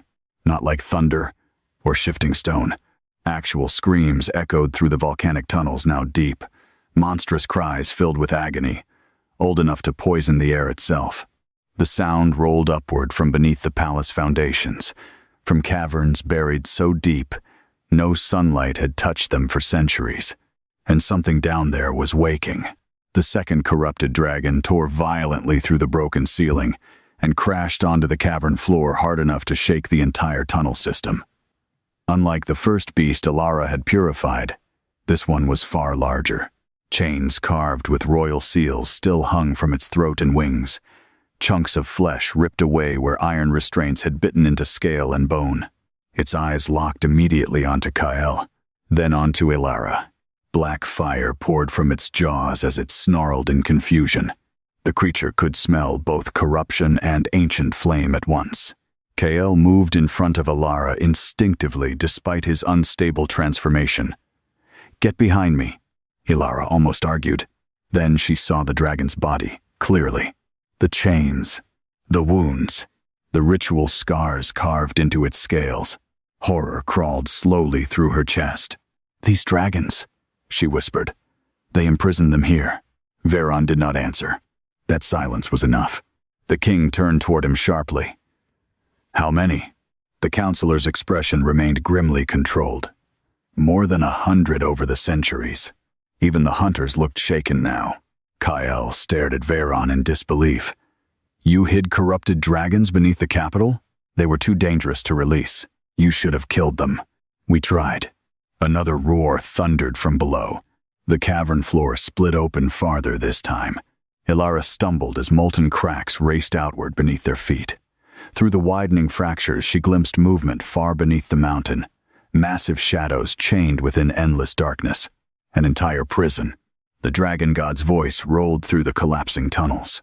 When the throne poisoned dragon blood, the corrupted were buried beneath sacred fire, so the empire would never see what its kings became. Alara's stomach twisted violently. Not monsters born evil. Victims buried alive, because the throne feared its own shame. The second corrupted dragon suddenly lunged. Hunters screamed and scattered as the beast slammed into the cavern wall above them. Stone exploded downward. One soldier disappeared beneath falling rock instantly. Kael transformed further. Black wings burst violently from his back this time, half solid and dripping smoke. Clawed hands grabbed the dragon's throat before it could reach Alara. The tunnel erupted into chaos again. But Kael was losing control faster now. Every movement looked less human, more instinctive, more dragon. He drove the corrupted beast backward with brutal force, black fire exploding around them while the cavern ceiling cracked dangerously overhead. "Alara," he roared without looking at her. "Go." She couldn't. Not because she was brave, because she saw what everyone else missed. Kael was weakening. The curse inside him reacted violently every time he used his power. Black fractures were spreading visibly beneath his skin now, pulsing up his neck and arms like corruption trying to break free permanently. He was killing himself, holding the beast back. The dragon god noticed too. His blood burns itself alive. The second corrupted dragon snapped its jaws around Kael's arm. The king roared in pain, and something inside Alara finally broke. Not fear, not helplessness, rage, hot and terrible and omniscient. The mountain answered instantly. Gold fire exploded through the cavern walls. Every rune surrounding Alara ignited at once while molten light spiraled violently around her body. The wolves dropped flat against the stone floor immediately, whimpering beneath the force radiating outward from her blood. Even the corrupted dragon froze. Alara stepped forward slowly through the fire. The beast released Kael instantly. Its ruined eyes locked onto her with sudden confusion. Then fear. Not fear of death. Recognition. Alara lifted one shaking hand toward it. The fire obeyed. Golden flame wrapped around the dragon's corrupted body in spiraling currents, not burning flesh but penetrating beneath it. The beast screamed violently as black corruption burst outward from old ritual wounds hidden beneath its scales. Visions hit Alara again. Dark chambers beneath the palace. Priests forcing black flame into chained dragons. Children crying. A younger Kael restrained on an obsidian altar, while council healers carved corruption marks into his skin. Alara gasped sharply. The dragon collapsed before her, purified gold flickering weakly beneath its cracked scales, And suddenly she understood the true horror. The corruption had never been accidental. It had been manufactured, fed deliberately into royal blood and dragonkind alike. Kael staggered toward her, breathing ragged. "Alara, you knew," she whispered. His expression broke. Not denial. Guilt. "They told me it was necessary," he said hoarsely. "To preserve dragon strength. To protect the Empire. You were a child. I became king, repeating the same lies." The raw self-hatred in his voice hurt worse than anger would have. Before Alara could answer, another explosion shook the mountain. Then another. The prison beneath Veyrath was collapsing. Veron looked upward sharply toward the fractured ceiling. For the first time, true panic entered his face. "The seals are failing." Kael rounded on him instantly. "How many dragons are imprisoned down there?" Veron hesitated. "Too long." Alara felt cold. "How many?" "Thousands." Silence. Even the mountain itself seemed to pause. The hunters stared at Veron in horror. Thousands. Not prisoners. An entire genocide, hidden beneath the throne. Kael looked physically sick. "You buried thousands of dragons alive beneath the capital? They were corrupted beyond saving. And whose fault was that?" Veron's composure cracked violently at last. "We did what was necessary," he shouted. "Without control, the dragons would have destroyed the Empire generations ago. The people needed stability. They needed fear." His voice shook with buried exhaustion. "You think kingdoms survive on mercy?" The words echoed through the tunnels. Kael stared at him like seeing him clearly for the first time. And perhaps he was. Because Veron was not simply defending political choices anymore. He was defending every atrocity committed to keep the throne standing. Every chained dragon. Every murdered bloodline. Every poisoned heir. The mountain growled. The dragon god's voice thundered upward from the depths below. Liar. The cavern exploded. The floor beneath Veron shattered apart as molten fire burst upward in towering spirals. Hunters screamed and scattered, while ancient runes ignited across every wall. Then, the prison beneath Veyrath opened. Roars erupted from below. Hundreds. Thousands. The sound shook the capital itself. Alara staggered as visions flooded her mind uncontrollably. Now dragons chained in darkness for centuries, starving and corrupted beneath sacred fire, while the Empire above celebrated festivals and crowned kings over their suffering. Tears burned her eyes. The mountain had never been protecting the kingdom. It had been protecting the world from what the kingdom buried. Kael grabbed her shoulders sharply before she collapsed. "Alara." She looked up at him, breathing unevenly. The king's face was ash-streaked and exhausted, black scales still spreading slowly beneath his skin. Yet despite everything happening around them, his hands held her carefully, gently, as if she were the only thing stopping him from becoming the monster the court feared. "The prison is breaking," he said tightly. "If the dragons beneath the capital escape corrupted, the city burns," she finished. Kael nodded once. Another roar thundered upward, this time much closer. A massive claw burst through the cavern floor nearby, followed by another corrupted dragon, dragging itself upward from the abyss below. Then, another shape emerged behind it, and another. The hunters panicked completely. "We can't hold them. Fall back." Veron looked toward the collapsing tunnels above, calculating rapidly now. Retreat. Escape. Containment. But Kael already knew. There would be no containing this anymore. Not after the mountain awakened her blood. Not after the seals broke. The Empire's sins were finally clawing their way into daylight. One corrupted dragon lunged toward the fleeing hunters. Alara reacted instinctively again. Gold fire erupted outward from her body, and every dragon stopped. The cavern fell silent except for falling ash and distant screams from below. Dozens of corrupted dragons now stared directly at her, waiting, not attacking, listening. Alara's pulse hammered painfully. She did not know how she was doing this, only that the dragons recognized something inside her blood the world had tried to erase. The dragon god's voice rolled through the mountain once more. The throne has returned to its rightful heir. The words echoed through every tunnel. Every hunter heard them. Every wolf lowered its head. And Kale slowly dropped to one knee before her.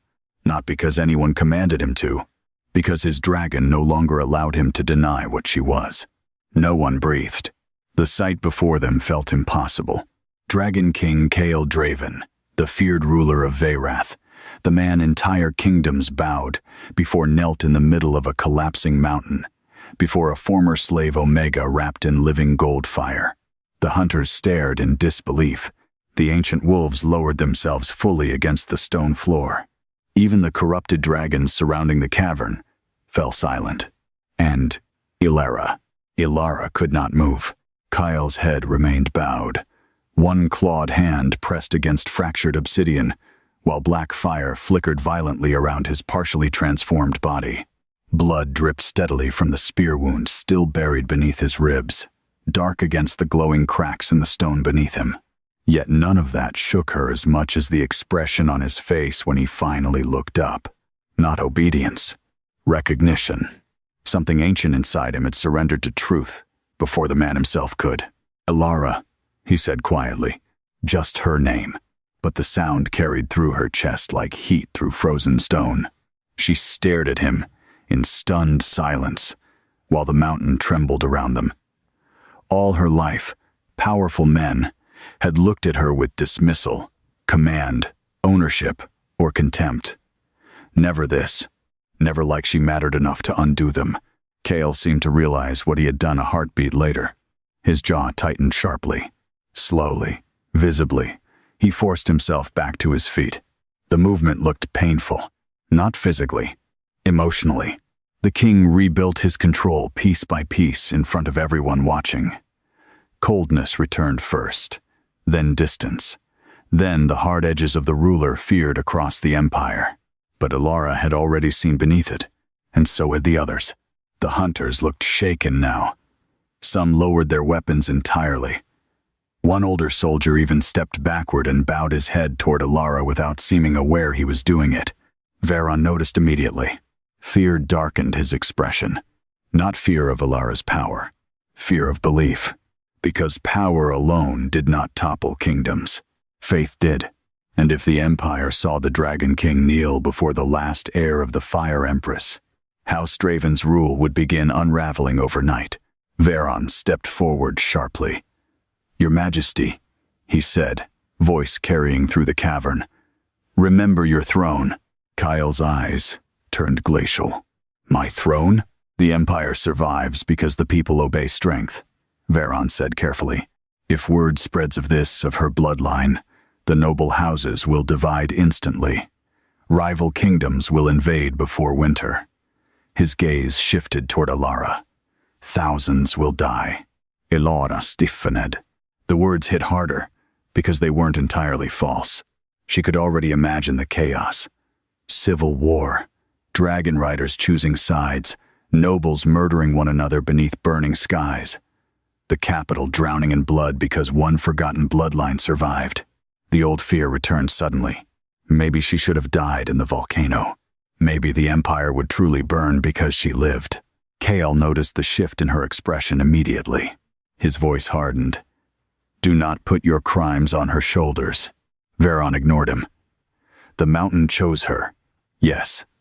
But kingdoms are not ruled by prophecy alone. He gestured toward the dragons gathering around them. Look around you. Corrupted beasts rising beneath the capital. Ancient seals breaking. Panic spreading across the city. His eyes sharpened. If the Empire falls now, millions suffer. Another roar echoed upward from the prison below. Closer, this time. The dragons were climbing fast. Kyle turned sharply toward the widening abyss in the cavern floor. Shadows moved endlessly below now, winged shapes dragging themselves upward through molten darkness. The prison would not hold much longer, and if thousands of corrupted dragons reached the capital, Veyrath would become a graveyard before dawn. Kyle made the decision instantly. We seal the breach. Veron stared at him. Impossible. Then we slow them. With what army? The counselor snapped. Half the royal guard already fled the mountain. Kyle ignored him. and looked toward Ilara instead. The firelight reflected in his eyes strangely now, softer beneath the exhaustion and pain. "Can you still control them?" Ilara glanced toward the surrounding dragons uncertainly. The corrupted creatures watched her silently, waiting. "I don't know," she admitted. "Thre." The word was not a command. Trust. That realization unsettled her more than anything else, because Kyle Draven the King taught his entire life to fear weakness, betrayal, and unstable power, was placing the survival of his kingdom into her hands, and part of her desperately wanted not to fail him. The feeling frightened her.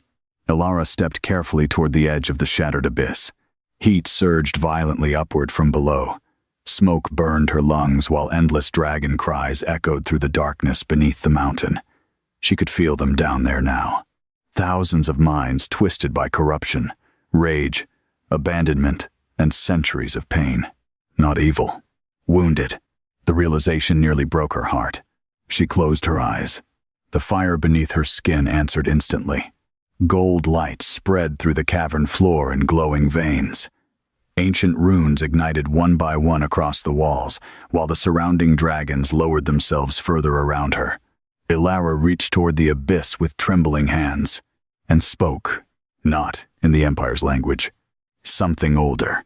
The words rose naturally from her blood. The mountain answered.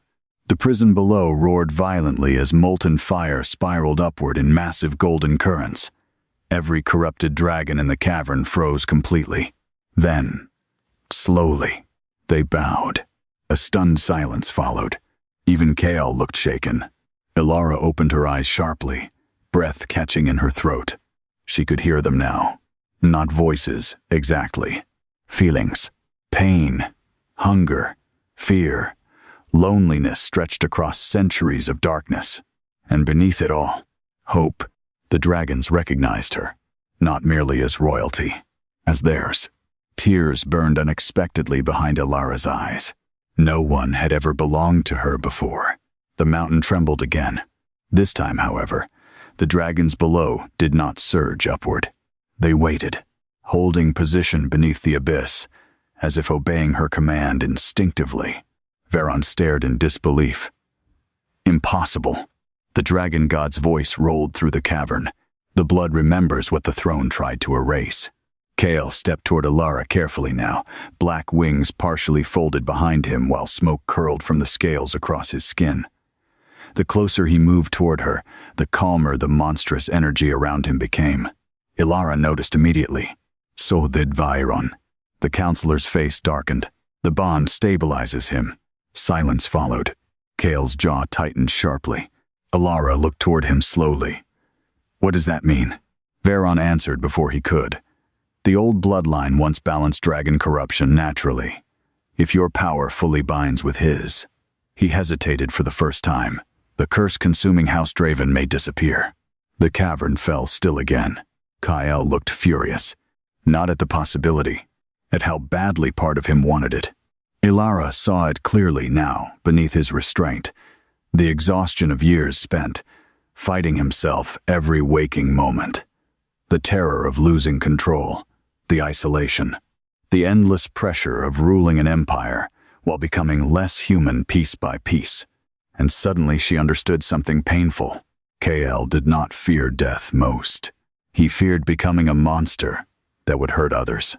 The realization softened something inside her against her will. Kael noticed immediately. His expression turned dangerous. Ilara. Warning again. Distance again, as though he sensed himself slipping every time she looked at him too gently. Before either could speak further, screams erupted from the upper tunnels. Then came the sound of steel. Kael's head snapped upward instantly. Royal soldiers. Dozens of them. The surviving palace guard finally reached the lower caverns moments later, flooding into the shattered tunnel entrances with weapons drawn. Several stopped dead at the sight awaiting them. The kneeling wolves, the corrupted dragons, the glowing fire around Ilara, and their king standing beside her half transformed like a creature from nightmare. Fear spread instantly through the soldiers. Then someone arrived behind them. Queen Mother Seraphine Draven. The entire cavern changed. Even Kael stiffened visibly. Seraphine descended the broken tunnel, slowly surrounded by crimson-cloaked royal guards. Tall and severe, she wore mourning black despite no funeral being declared, silver jewels glittering against pale skin, untouched by age. Her face was beautiful in the sharp, dangerous way winter storms were beautiful. And her eyes locked onto Alara with immediate hatred. Not confusion. Recognition. Alara felt cold instantly. The Queen Mother looked toward the royal crest burning on Alara's shoulder. Then toward Kael. Understanding crossed Seraphine's face at once. "No," she whispered. Kael stepped protectively closer toward Alara, before seeming to realize he had done it. Too late. Everyone saw. Seraphine's expression hardened into something terrible. "You brought her out alive." Kael's voice turned icy. "The council lied. The council protected the throne. She was never the enemy." At that, the Queen Mother laughed softly. The sound held no warmth whatsoever. "You foolish boy," she said. "You still think this story is about the throne." Then she looked directly at Alara and spoke the words that shattered the cavern into silence. "I watched your mother burn too." The mountain went still. Even the dragons beneath the abyss quieted as though the volcano itself were listening. Alara stared at Queen Mother Seraphine, her heartbeat turning uneven beneath the crushing weight of those words. "I watched your mother burn too."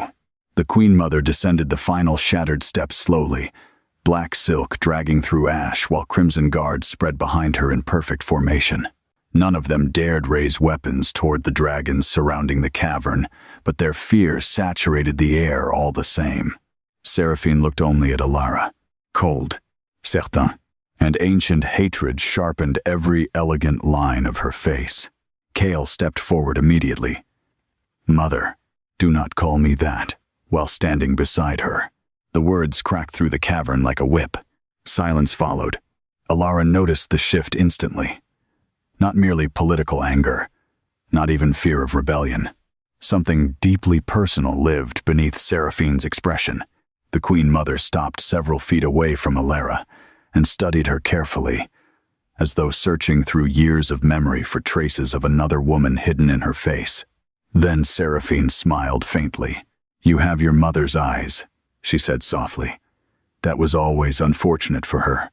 Kael's jaw tightened dangerously. "Enough." But Alara spoke first. "What did you do to her?" The question echoed through the cavern. Seraphine did not answer immediately. Instead, she turned toward the abyss where corrupted dragons waited silently beneath molten darkness. Her gaze lingered there for several long seconds before she finally spoke. "I protected this empire." Veron lowered his eyes slightly. Even he looked uneasy now. Ilara's voice sharpened. "By murdering children?" Seraphine faced her again. "By surviving." The answer carried no remorse. Only conviction sharpened through decades of blood and fear. The Queen Mother moved closer slowly now, unbothered by the wolves growling low around Alara. "You wish to know what destroyed your bloodline?" Her pale eyes darkened. "Love did." Kael stiffened visibly. Seraphine noticed. Of course she noticed. The first fire empresses ruled dragons through devotion rather than dominance. She continued calmly. They bound themselves to beasts, mates, and kingdoms alike, until their emotions became weaknesses enemies could exploit. Her expression turned colder. The empire nearly collapsed because queens loved too deeply. The dragon god growled beneath the mountain. "Liar." Seraphine ignored it. "When House Draven seized the throne, we survived because we understood something the old rulers did not." Her gaze sharpened toward Alara. "Mercy creates instability." Alara felt suddenly sick, not because Seraphine sounded cruel, because she sounded sincere. Kael stepped between them fully now.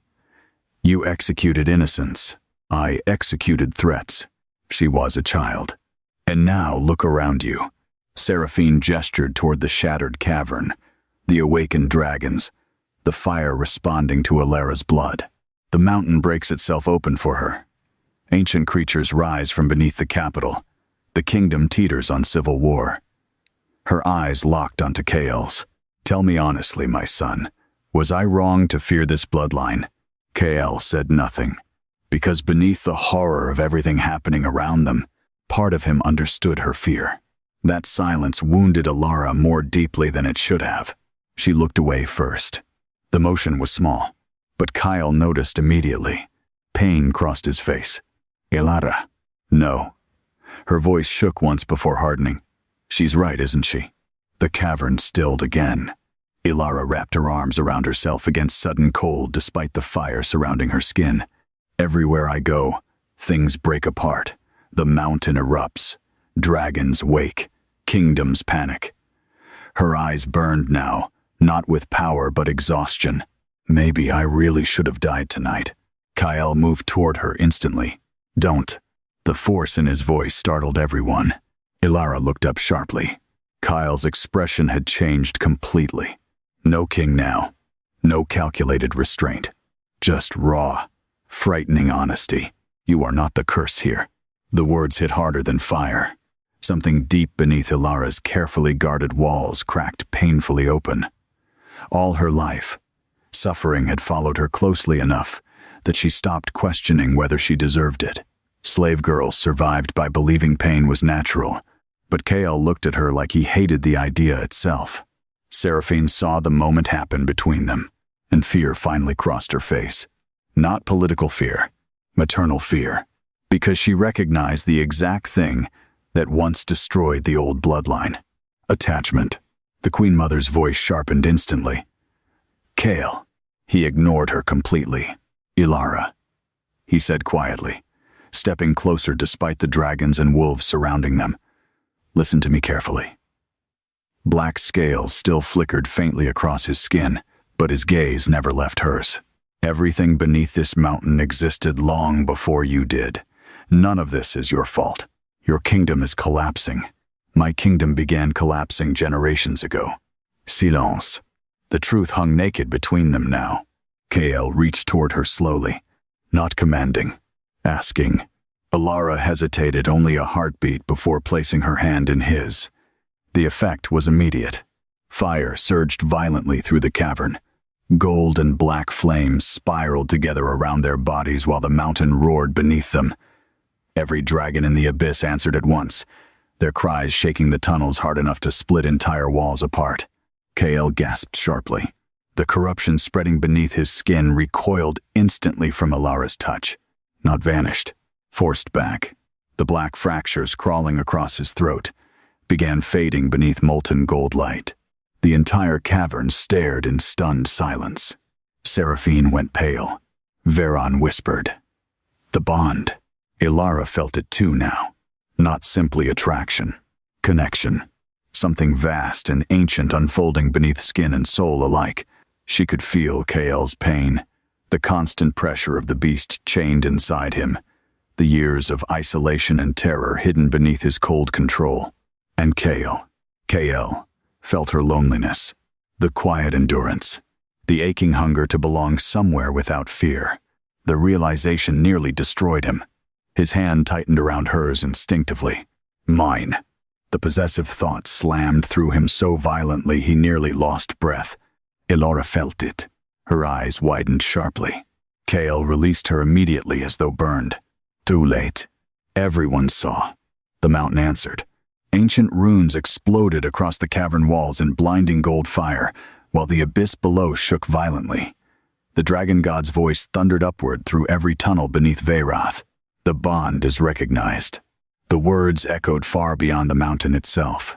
Outside, every dragon in the capital lifted its head toward Mount Veyrath simultaneously, and bowed. Panic erupted among the royal guards. The dragons, they're kneeling. By the gods. Seraphine's composure finally shattered. No. Real fear now.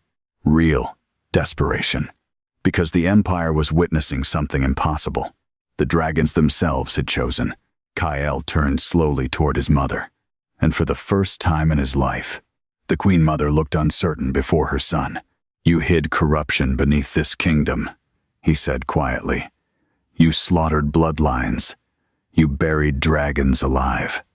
His eyes darkened, all to preserve a throne already rotting from within. Seraphine's expression hardened instantly again. "I did what was necessary to keep you alive." Kyle froze. The Queen Mother stepped toward him sharply now, years of buried terror finally cracking through her elegant control. "You think I enjoyed any of this?" she hissed. "I watched your father tear servants apart when the corruption consumed him. I held you down while priests chained your dragon beneath the palace because you were screaming for death at 13 years old." Her voice broke briefly. "Everything I did was to keep this kingdom from devouring you."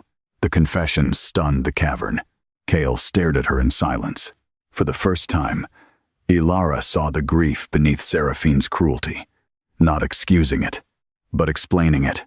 The Queen Mother looked toward Ilara with exhausted hatred. "And now, she walks out of fire, carrying the one bloodline powerful enough to unravel every sacrifice we made." Before anyone could answer, the abyss exploded. A roar unlike anything before it thundered upward through the mountain. The dragon god was rising. Massive claws of molten black stone gripped the edges of the shattered cavern, while ancient fire flooded every tunnel beneath Veyrath. The prison below had fully broken now. Thousands of dragons screamed together beneath the capital as the oldest creature in the empire finally climbed toward the world above. Hunters fell to their knees. Wolves whimpered. Even Kale's dragon recoiled instinctively. The dragon god's enormous golden eyes fixed directly on Ilara, then on Kyle, and finally on Seraphine. The creature spoke one terrible sentence. "The throne will choose before dawn." Then the mountain began collapsing around them. The cavern shattered. Stone screamed apart above their heads as molten cracks split through the ceiling in violent waves. Entire sections of Mount Veyrath began collapsing inward, while rivers of lava burst through ancient tunnels like veins ripped open beneath the mountain. The dragon god was rising fully. Its colossal body tore upward through the abyss beneath them, black scales glowing with molten gold beneath centuries of volcanic ash. The creature's wings unfurled slowly, vast enough to eclipse the cavern itself, while fire rolled from its jaws with every breath. The mountain bowed to it, literally. The stone beneath everyone's feet slanted downward, as if Veyrath itself bent toward the ancient god awakening at last. Kyle grabbed Ilara immediately, before the collapsing ground could throw her into the abyss. She slammed against his chest hard enough to feel the violent hammering of his heart beneath cracked armor. "Move!" he shouted toward the others. Chaos exploded instantly. Royal guards fled toward the upper tunnels, while hunters scrambled to avoid falling debris. Several corrupted dragons surged upward from the prison below, roaring in confusion and rage as centuries of confinement ended all at once. One wrong move now, and the entire capital would burn. The dragon god climbed higher. Its molten eyes remained fixed on Ilara, waiting. The meaning settled coldly into her chest. The throne will choose before dawn. Not metaphor, not ceremony. Something ancient beneath this mountain intended to decide who ruled the empire before sunrise. Seraphine understood it too.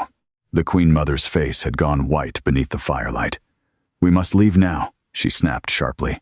"If the god reaches the capital, it already has," Kyle interrupted darkly.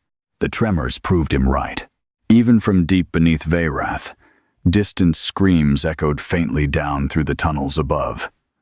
The city had seen the dragons rising. Panic was already spreading through the streets. Another section of ceiling collapsed nearby.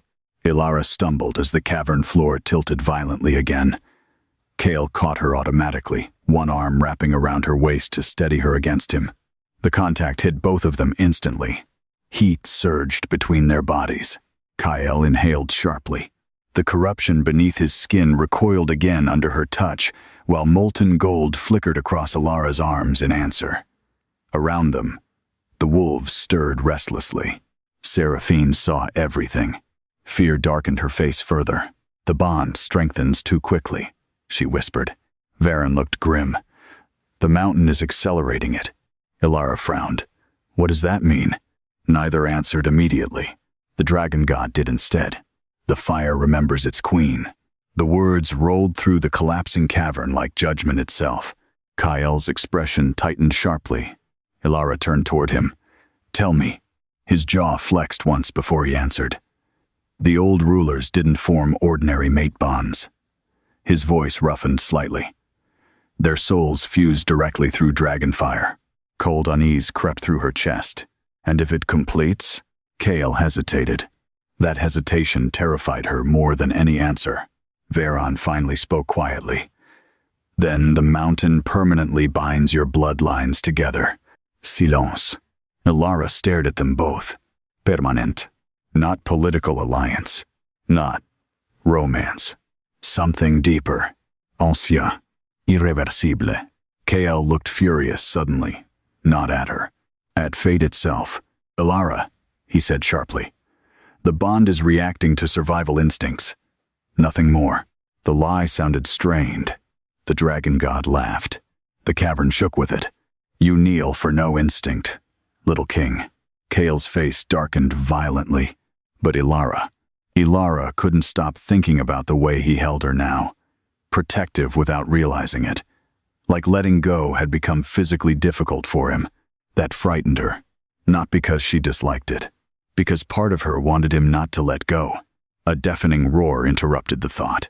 One of the corrupted dragons burst upward from the prison fully now, smashing through the upper cavern walls and disappearing toward the surface tunnels leading into the capital.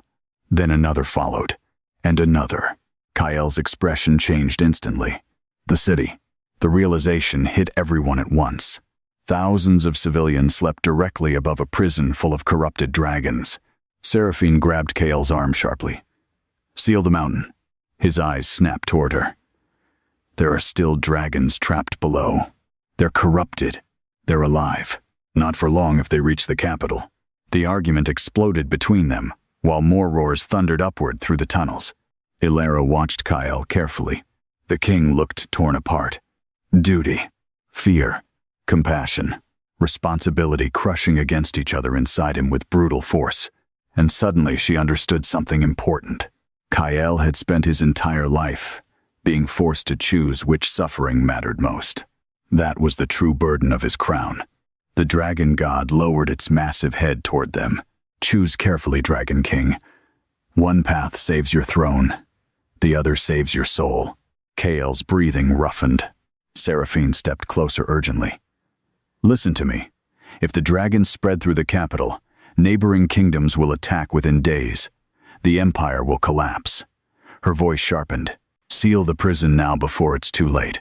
Kale looked toward the abyss. Toward the chained dragons still climbing desperately upward through smoke and darkness. Then toward Ilara. She realized instantly what he was asking without words. What kind of ruler should he become? The question terrified her, because she knew the answer would define the rest of his life. Ilara stepped slowly toward the edge of the abyss. Heat rolled upward, violently beneath her feet, while dragon cries echoed through the darkness below. She could feel them all now. Thousands of minds tangled in pain and corruption beneath the capital. Not monsters. Victims. But frightened victims could still destroy entire cities. The impossible weight of it nearly crushed her. Then she remembered the ash pits, the chains, the certainty everyone carried that sacrifice became acceptable once the powerless suffered instead of the powerful. Her eyes burned. No more prisons, she whispered. Kyle looked at her sharply. Ilara turned fully toward him. If you bury them again, this empire learns nothing. Seraphine's face hardened instantly. Naive child. No. Ilara's voice strengthened. You buried suffering beneath this kingdom for centuries and called it peace. Gold fire flickered beneath her skin. Look where it led you. Silence crashed through the cavern. Even the dragon god watched her carefully now. Kale stared at Ilara for a long moment. Then something inside him settled. Decision. The king turned toward the fleeing guards in the upper tunnels and roared with full command for the first time since the mountain erupted. Open the western gates. Every soldier froze. Kale's black wings spread violently behind him, while dragon fire exploded through the cavern. Evacuate the lower capital districts immediately. Move civilians toward the northern cliffs and clear the skies for dragon passage. Shock rippled through the guards. He wasn't sealing the prison. He was freeing it. Seraphine stepped toward him in disbelief. You would risk the kingdom for beasts? Kael faced her slowly. They became beasts because we chained them beneath our throne. The Queen Mother looked genuinely heartbroken then. Not angry. Broken. Your father said the same thing once. The words struck Kael like a blade. Before he could answer, the mountain convulsed violently. A massive explosion tore through the upper tunnels as another section of Veyrath collapsed inward. Royal guards screamed while fire flooded the passageways. The dragon god rose higher still. Its enormous body now filled nearly the entire cavern, molten gold blazing beneath ancient black scales. Every corrupted dragon in the tunnels lowered itself instinctively before it. Then the god looked toward Ilara. Kulme. The single word entered her blood directly. Kael stiffened instantly. No. The dragon's molten eyes shifted toward him. She must claim the throne. Ilara's pulse quickened painfully. What does that mean? The answer came softly. By dawn, the mountain will crown one ruler. If no rightful heir ascends, the fire consumes the empire entirely. Silence. Seraphine went pale again. Varen whispered. The old coronation. Kael's face darkened. That ritual was destroyed centuries ago. Not destroyed, the dragon god replied. Hidden.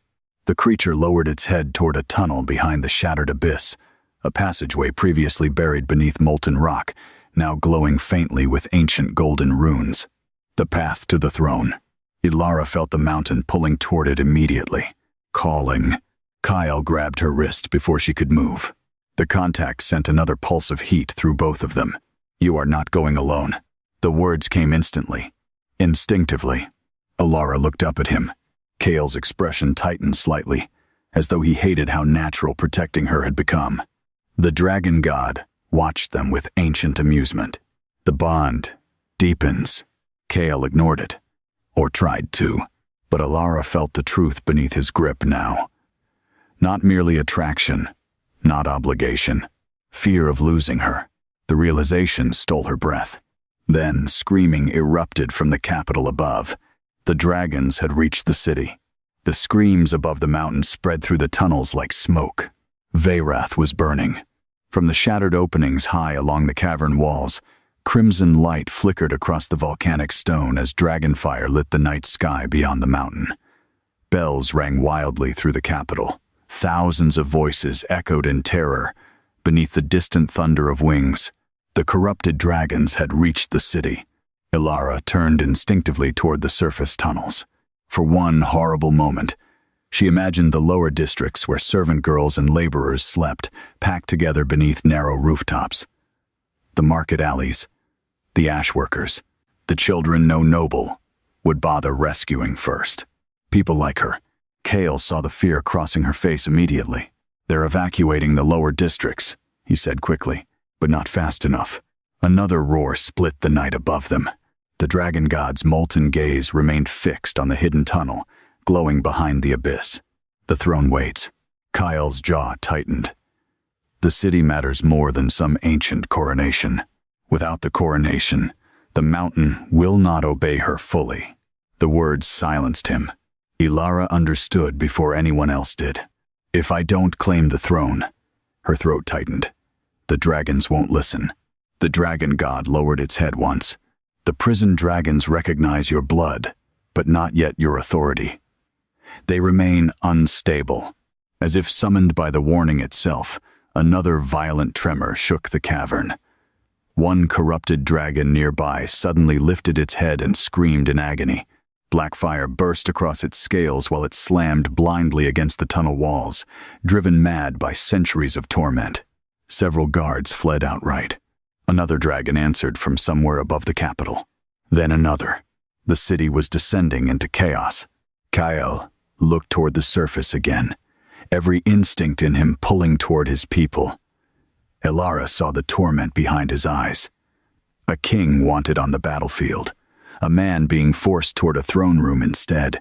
The old wound inside him surfaced clearly now. Responsibility before self. Always, even if it destroyed him. Seraphine stepped closer urgently. Kale, listen to me.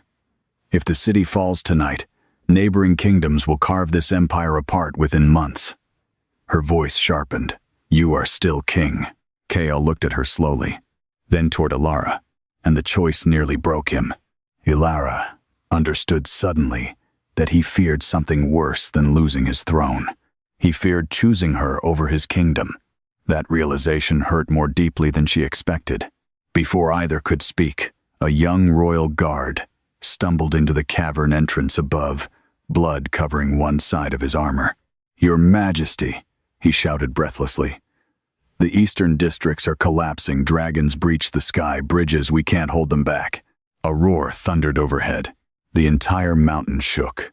Dust rained down through the tunnels as distant towers cracked somewhere above the city. Kyle made his decision instantly. Ilara goes to the throne chamber. Every head turned sharply toward him. Seraphine stared in disbelief. You would crown her now. I would save the empire. Varen's expression darkened. The noble houses will never accept it. Kyle's voice became lethal. Then they can kneel or burn with the rest of us. Silence crashed through the cavern. Even Ilara frozi. The force behind those words carried something deeper than politics now. Choice. Public choice. The first true step toward her.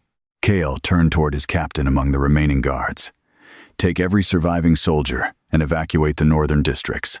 Protect civilians before noble estates. His eyes hardened. Anyone abandoning commoners to save aristocrats loses their rank permanently. The guards exchanged startled looks. No king in Veyrath's history had ever spoken that order aloud. Kale no longer seemed to care. The mountain had stripped too much truth bare tonight. He looked back toward Ilara. I'll clear a path through the city, he said quietly. You reach the throne chamber before dawn. Fear tightened painfully in her chest. Alone?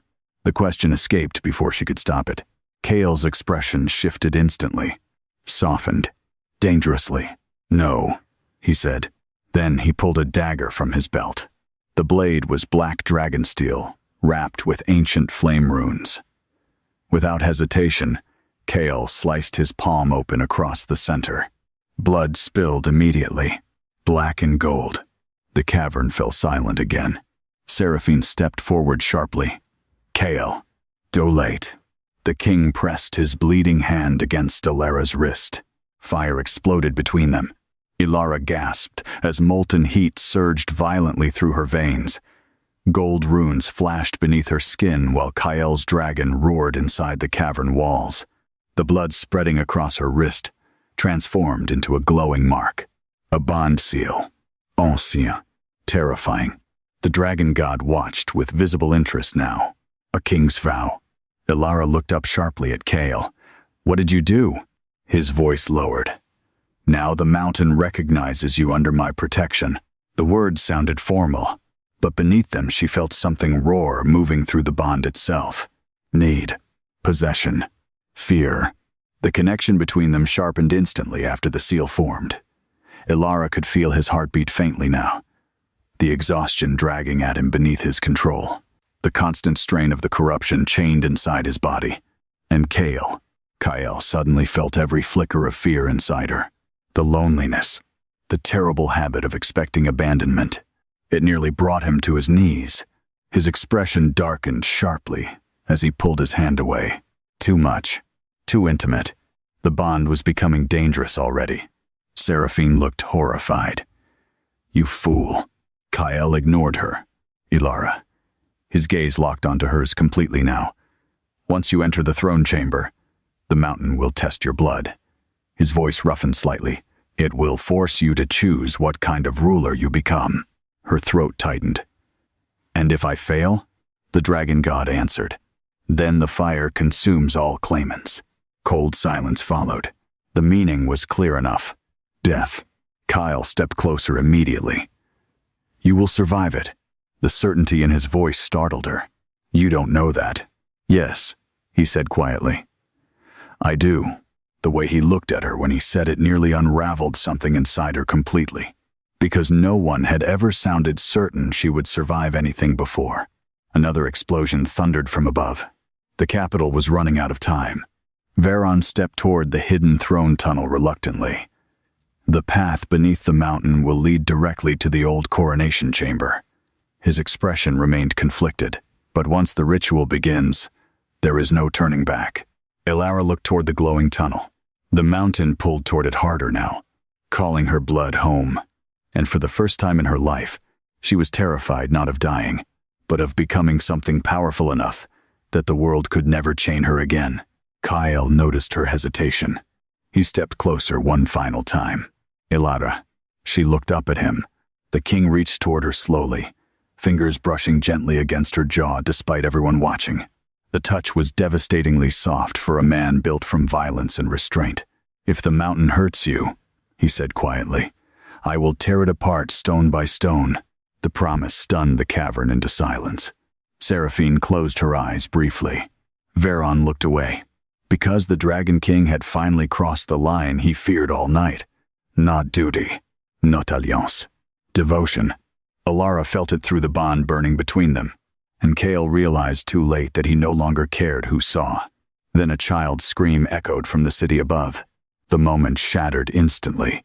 Kale stepped backward, black wings unfurling fully behind him now, as dragonfire rolled beneath his skin. The king was returning to war. "Ilara," he said, voice rough with restraint. "Go." She wanted to tell him to survive. The words caught painfully in her throat, because surviving had never been promised to people like them. Instead, she whispered, "Come back to me." Silence followed. Kale stared at her like she had struck directly through his armor. Then something dangerous and unbearably tender crossed his face. The king touched his forehead briefly against hers. "En ancien dragon vau." The wolves bowed instantly around them, and without another word, Kale Draven turned toward the burning capital and leapt into the firelit sky. The moment Kyle vanished into the burning sky, the bond between them tightened painfully. Ilara gasped softly.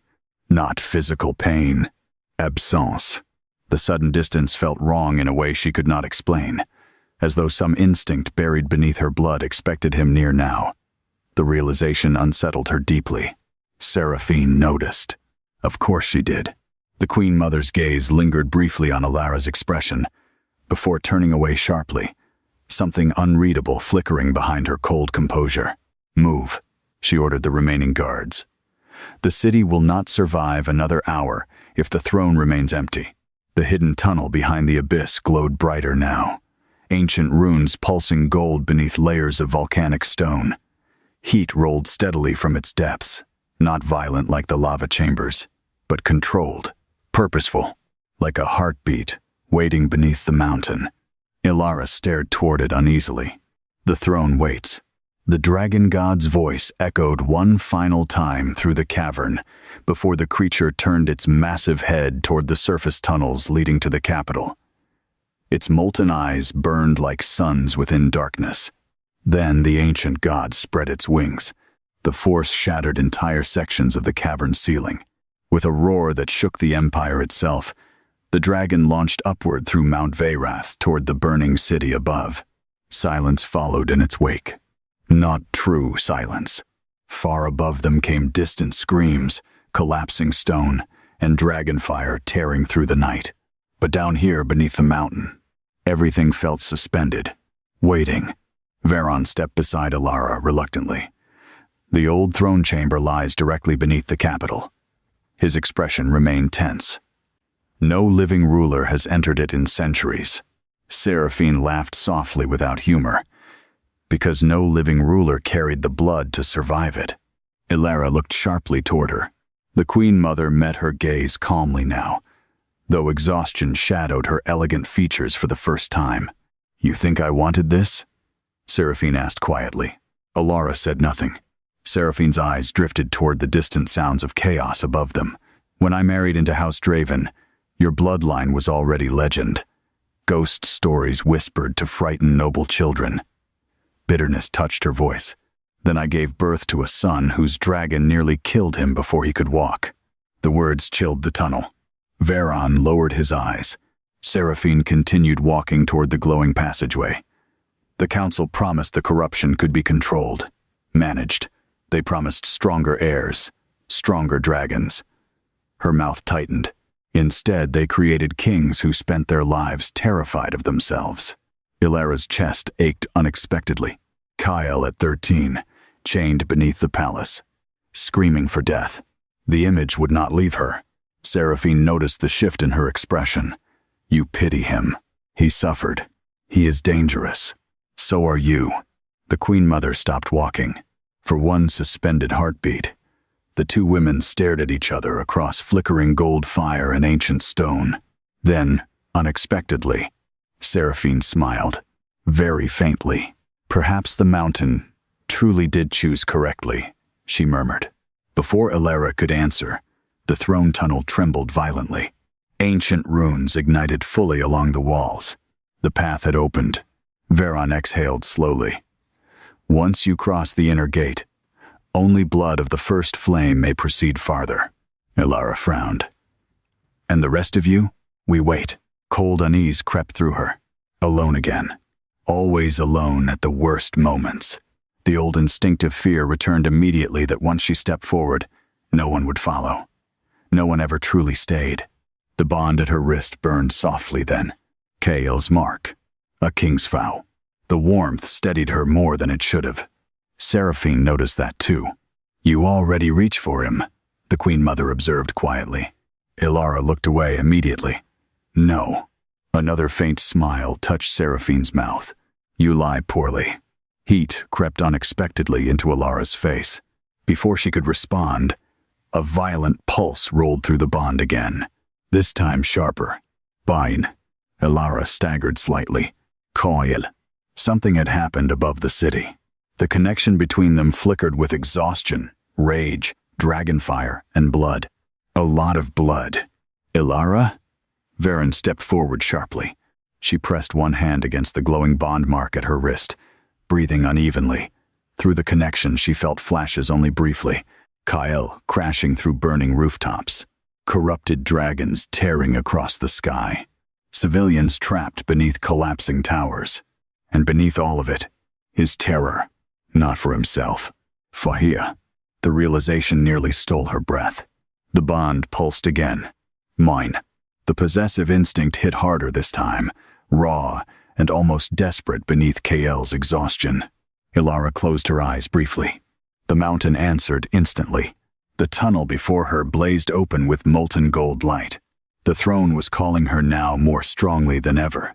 She looked once toward the surface tunnels leading to the city, toward Kyle, then stepped into the ancient passageway alone. The entrance sealed behind her immediately. Stone ground shut with deafening force. Silence swallowed everything. Ilara froze. The throne tunnel stretched endlessly ahead, carved from black volcanic glass veined with glowing gold fire.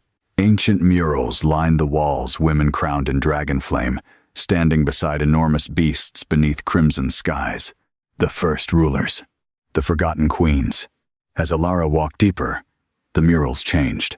War. Dragons burning cities. A king, crowned in black iron, driving a spear through a queen wrapped in golden fire. House Draven taking the throne. Blood spilled across stone. Ilara's chest tightened painfully. The empire had built itself atop betrayal, so old it became law. The tunnel widened gradually into an enormous chamber, and Ilara stopped breathing. The throne room beneath Mount Veyrath dwarfed every palace hall above it. Ancient dragon bones curved across the ceiling like cathedral arches. Rivers of molten gold flowed through channels carved into obsidian floors. At the center of the chamber rose the throne itself. Not crafted, grown. Black stone twisted upward like dragon claws wrapped around a seat of living flame. Behind it spread enormous wings forged from molten gold, glowing softly in the darkness. The throne of fire. The mountain pulsed beneath her feet. Welcome home. The voice did not belong to the dragon god this time. It belonged to the mountain itself. Ilara stepped backward instinctively. I don't want this. The chamber trembled softly. Neither did the first queen. The fire around the throne brightened. Visions exploded across the chamber walls instantly. The first fire dragon empress, standing beside the dragon god beneath an unbroken sky. A kingdom united not through fear, but bond. Then the vision shattered into war. Kings poisoning dragons. Queens hunted through fire. Children branded into slavery.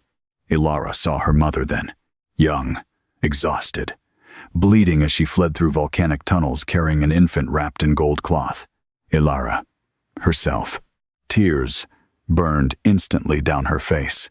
Her mother kissed her forehead once before, pressing the infant into another woman's arms.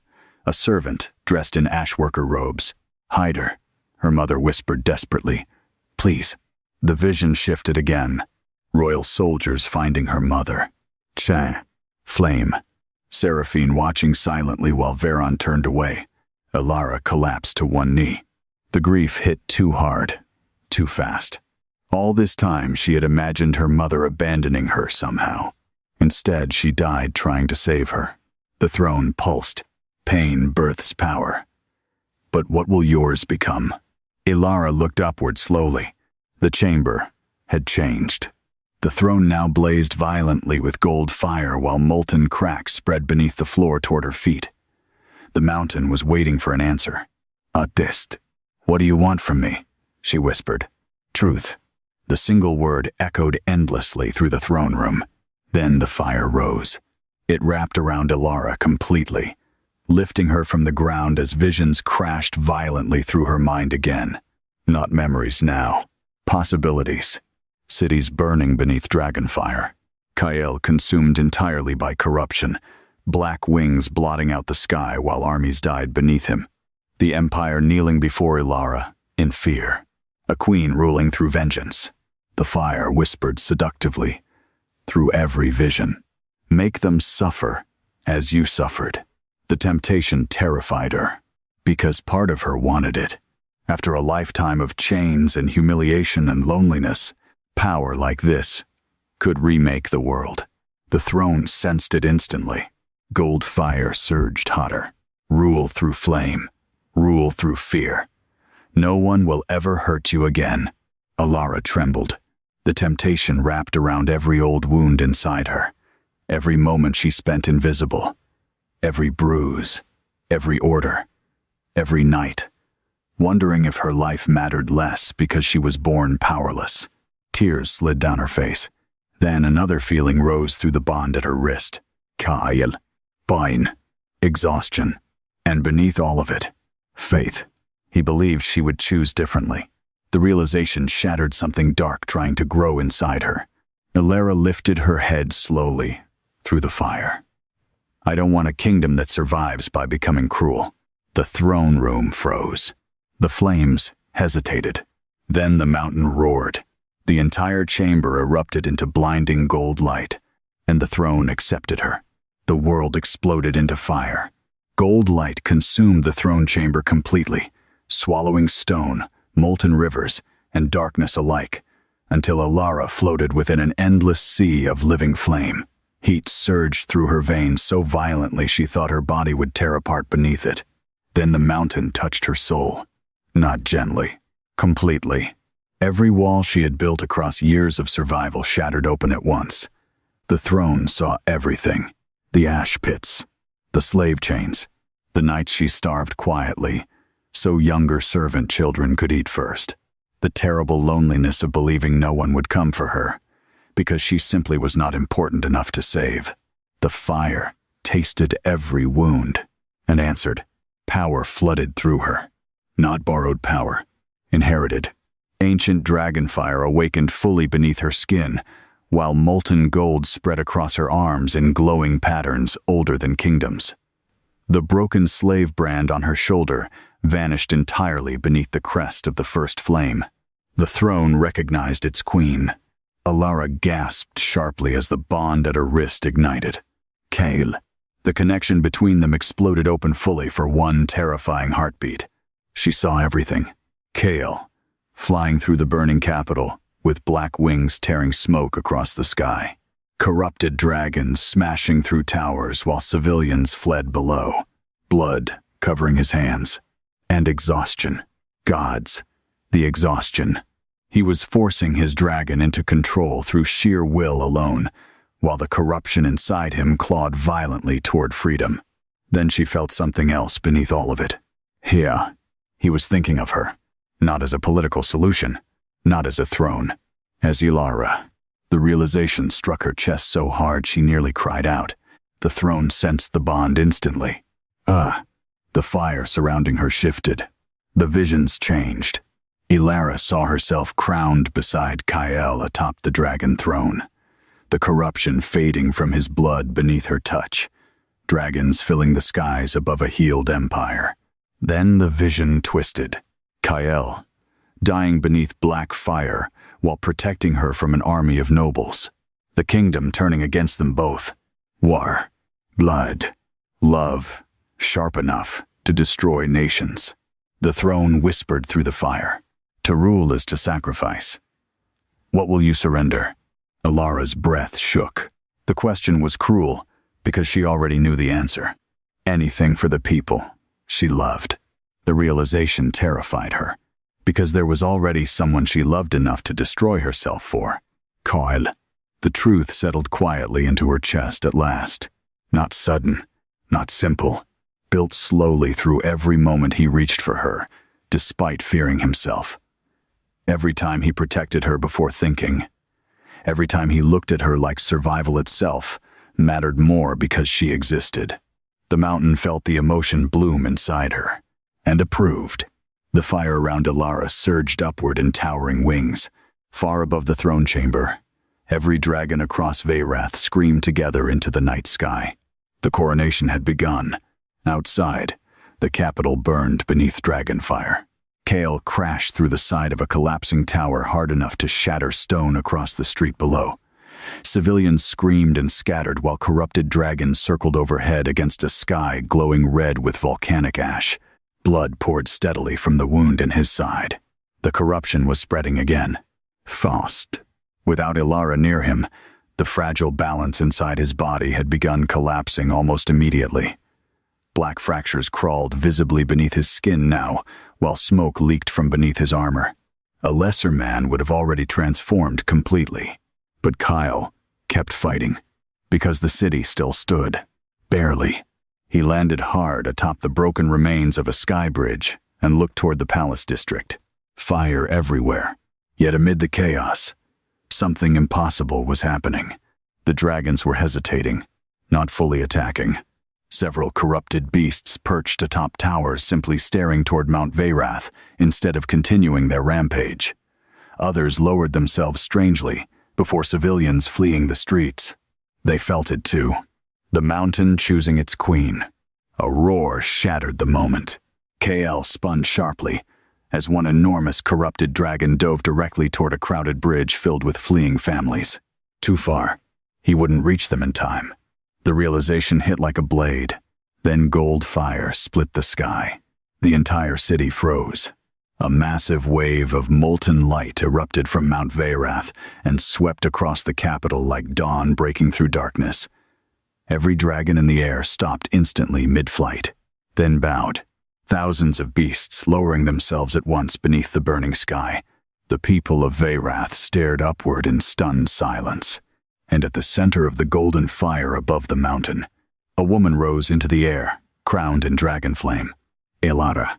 Gold wings of living fire spread behind her while ancient runes spiraled around her body like stars caught in orbit. Her hair moved wildly through the heat, glowing faintly with molten light, and beneath her feet the mountain itself burned gold instead of red. The city stopped breathing. Kael forgot how. Mine. The instinct slammed through him with devastating force. Not ownership. Recognition. Every dragon in his blood knew her now. Queen. The bond between them ignited fully across the distance. Ilara felt his awe, his relief, and beneath both, love. The realization shattered through her heart so suddenly she nearly lost control of the fire around her. Kael loved her. Not because of prophecy. Not because of the throne. Her, the slave Omega, thrown into a volcano. Tears burned briefly in Ilara's eyes, before the mountain answered, with thunderous approval. Gold fire swept outward across the capital, touching corrupted dragons one by one. And where the fire touched, the corruption began burning away. The city erupted into stunned cries. Black fractures vanished beneath molten gold light. Dragons screamed as centuries of corruption ripped from their bodies in clouds of dark ash. Not all survived the cleansing. Some collapsed, from wounds too old and deep to heal. But many lived. Hope spread through the streets like wildfire. The throne had returned, and the queen had chosen mercy. Far below the palace, Seraphine watched from the mountain entrance with unreadable eyes, while Veron stood beside her in stunned silence. "She's purifying them," he whispered. Seraphine said nothing. Her gaze remained fixed on the sky where Alara floated above the capital wrapped in dragonfire. Then, slowly, the Queen Mother lowered herself to one knee. Veron stared sharply at her. "Your Grace." "She won," Seraphine said quietly. No bitterness, no rage, only exhausted truth. Throughout the city, nobles and soldiers began following the Queen Mother's example one by one as dragons bowed overhead. The empire was watching its new ruler rise, but not everyone accepted it. From the eastern palace tower, a horn suddenly sounded. Then, another. Kael's expression darkened instantly. The noble houses. Several war banners unfurled across the upper districts while armored dragon riders emerged from hidden courtyards beneath house banners loyal to the old throne. Panic spread immediately through nearby streets. "They're mobilizing. The nobles are resisting." One dragon rider launched into the sky and pointed directly toward Alara. "Kill the false queen." The attack began all at once. War dragons surged upward toward Mount Veyrath, while noble archers unleashed flaming bolts across the city. Chaos erupted again beneath the burning sky. Kael roared. Black fire exploded from his body as he launched upward to intercept the riders. But the corruption inside him chose that moment to break free completely. Pain ripped through his spine violently. Kael screamed as black scales erupted fully across his body. His wings expanded monstrously while horns tore upward through his hair. The beast inside him surged to the surface, at last beneath the stress of battle and separation from Alara. The city looked up in horror. The Dragon King was transforming. Kael fought desperately against it midair, but the corruption had gone too far this time. Black fire burst across the sky, while his dragon form expanded larger and darker than anything the capital had ever witnessed. The nobles panicked instantly. The king's corrupted. Kill him. Dragon riders turned sharply toward Kael instead, and Alara felt his terror through the bond. Not fear of death, fear of hurting innocent people. Kael lost control. The beast roared across the sky above Veyrath, and every soldier below raised weapons toward their king. The sky above Veyrath turned black with dragonfire. Kael's transformed body towered over the capital now, vast wings spreading across the burning clouds, while corrupted flame poured from between his jaws. His scales looked forged from obsidian, cracked open by molten light beneath, and his eyes, his eyes were no longer human. The beast had taken control. Screams erupted through the streets below as civilians fled beneath collapsing rooftops and raining ash. Noble dragon riders circled the transformed king from a distance, terrified yet desperate enough to attack. The Dragon King had become exactly what the Empire feared most, a monster, and Kael felt all of it. Somewhere buried beneath the beast's rage, his consciousness still lived. Ilara felt him through the bond like a drowning man trapped beneath black water, fighting desperately against instinct, terror, and centuries of corruption ripping through his bloodline at last. "Don't come near me." The thought slammed through the bond violently. Ilara hovered above Mount Veyrath wrapped in gold fire, heart shattering beneath the force of his fear. Not for himself, for her. Below, one noble commander raised his sword toward the sky. "Bring him down," he screamed, "before he destroys the capital." War dragons surged upward immediately. Kael roared. The sound shattered windows across the city. Black fire erupted outward from his jaws, swallowing 3 attacking riders instantly. Dragons screamed and spiraled from the sky, trailing smoke and ash. Panic spread everywhere. He's killing them. The king's lost control. Ilara. Varen's voice echoed faintly from the mountain below. If the nobles believe the throne cannot control him, they'll declare civil war before dawn. Ilara barely heard him. Her entire focus remained fixed on Kyle. She felt his agony through the bond now.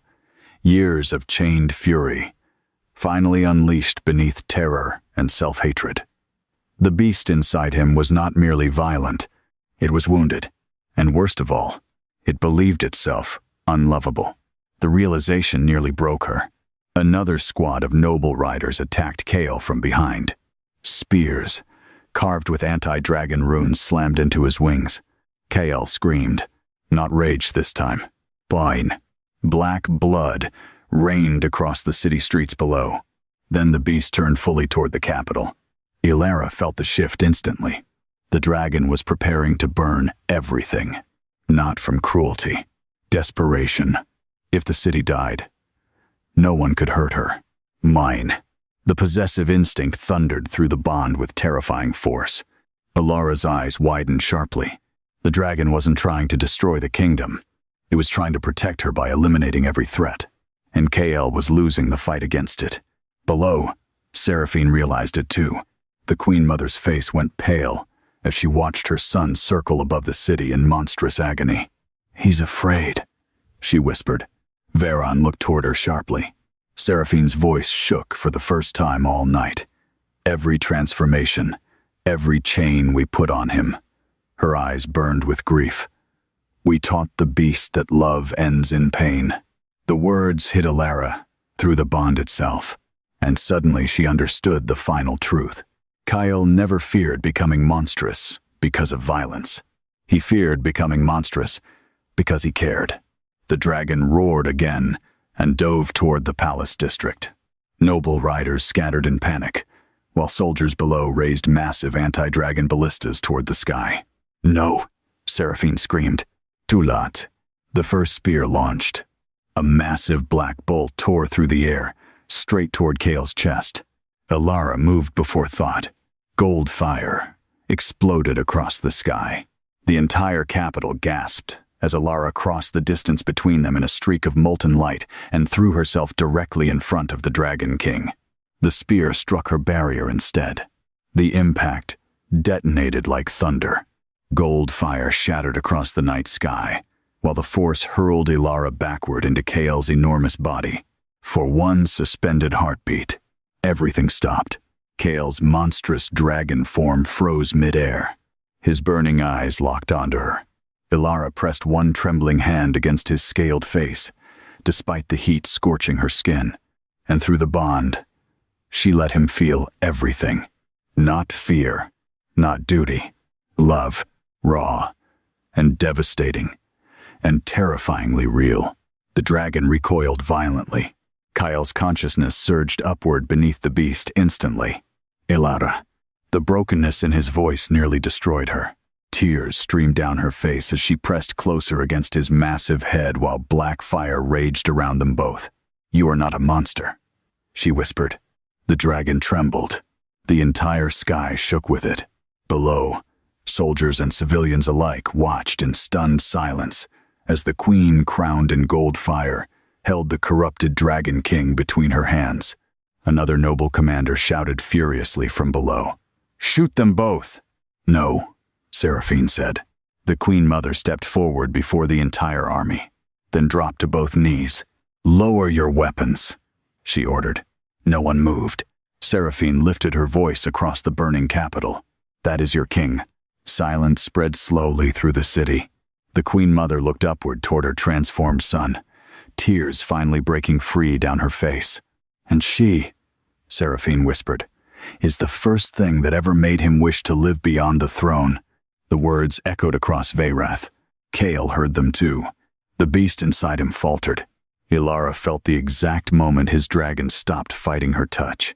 The black corruption splitting his scales began trembling violently beneath the gold fire surrounding her hands. The mountain answered instantly. Ancient dragonfire swept upward from Mount Veyrath in massive spirals, wrapping around both king and queen alike, while every dragon across the city lowered itself completely to the ground.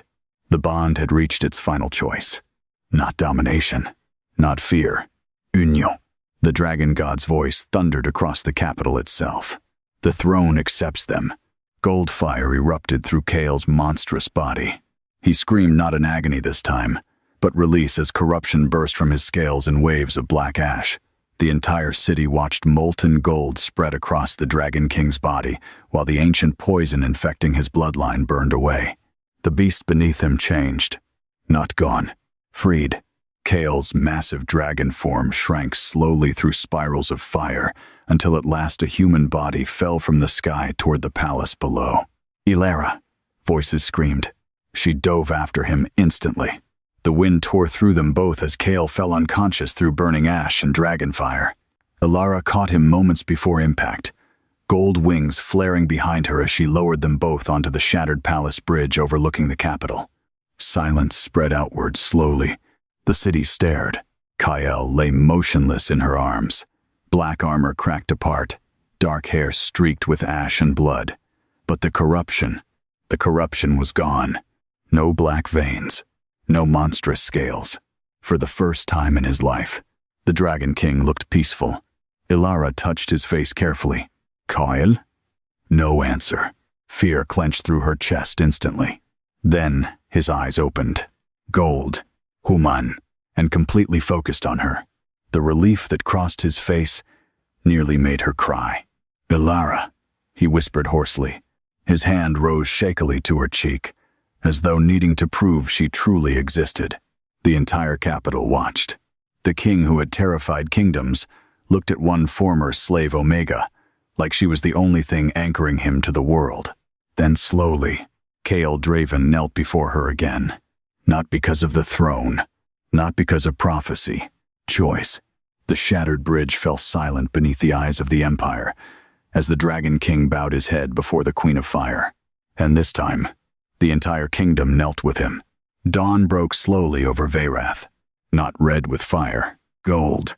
The first sunlight touched the capital through drifting ash, while dragons circled silently above the city, no longer screaming in rage, but gliding across the skies like creatures awakening from a nightmare centuries long. The battle had ended. The Empire had not. That truth settled heavily over the shattered palace bridge, where thousands remained kneeling before Ilara and Kale. No one spoke. The silence itself felt sacred. Ilara stood motionless in the center of it all, gold fire still flickering faintly beneath her skin while the broken remains of the capital stretched endlessly behind her. Burned towers smoked against the horizon. Entire districts lay scarred from dragonfire. And yet, the city still lived, because someone had finally chosen mercy over fear. Kyle remained kneeling before her, not performing, not yielding politically. The bond between them had stripped too much away for falsehoods now. Ilara could feel every emotion moving through him as clearly as her own heartbeat. Relief, exhaustion, wonder, and love so fierce it frightened him. The realization softened something deep inside her. All her life, survival meant expecting people to leave eventually. Kindness always came with conditions. Safety vanished the moment she became inconvenient. Yet Kyle had looked at a kingdom burning around him and still chosen her openly before the world. That kind of devotion felt almost unbearable. Seraphine stepped forward first. The Queen Mother crossed the ruined bridge slowly beneath the eyes of the capital. Ash streaked her black gown now, silver hair loosened by wind and fire. She looked older somehow after this night, more human. She stopped before Ilara, then lowered her head completely. The throne recognizes the blood of the first flame, Seraphine declared clearly enough for the entire bridge to hear. And I recognize my failures.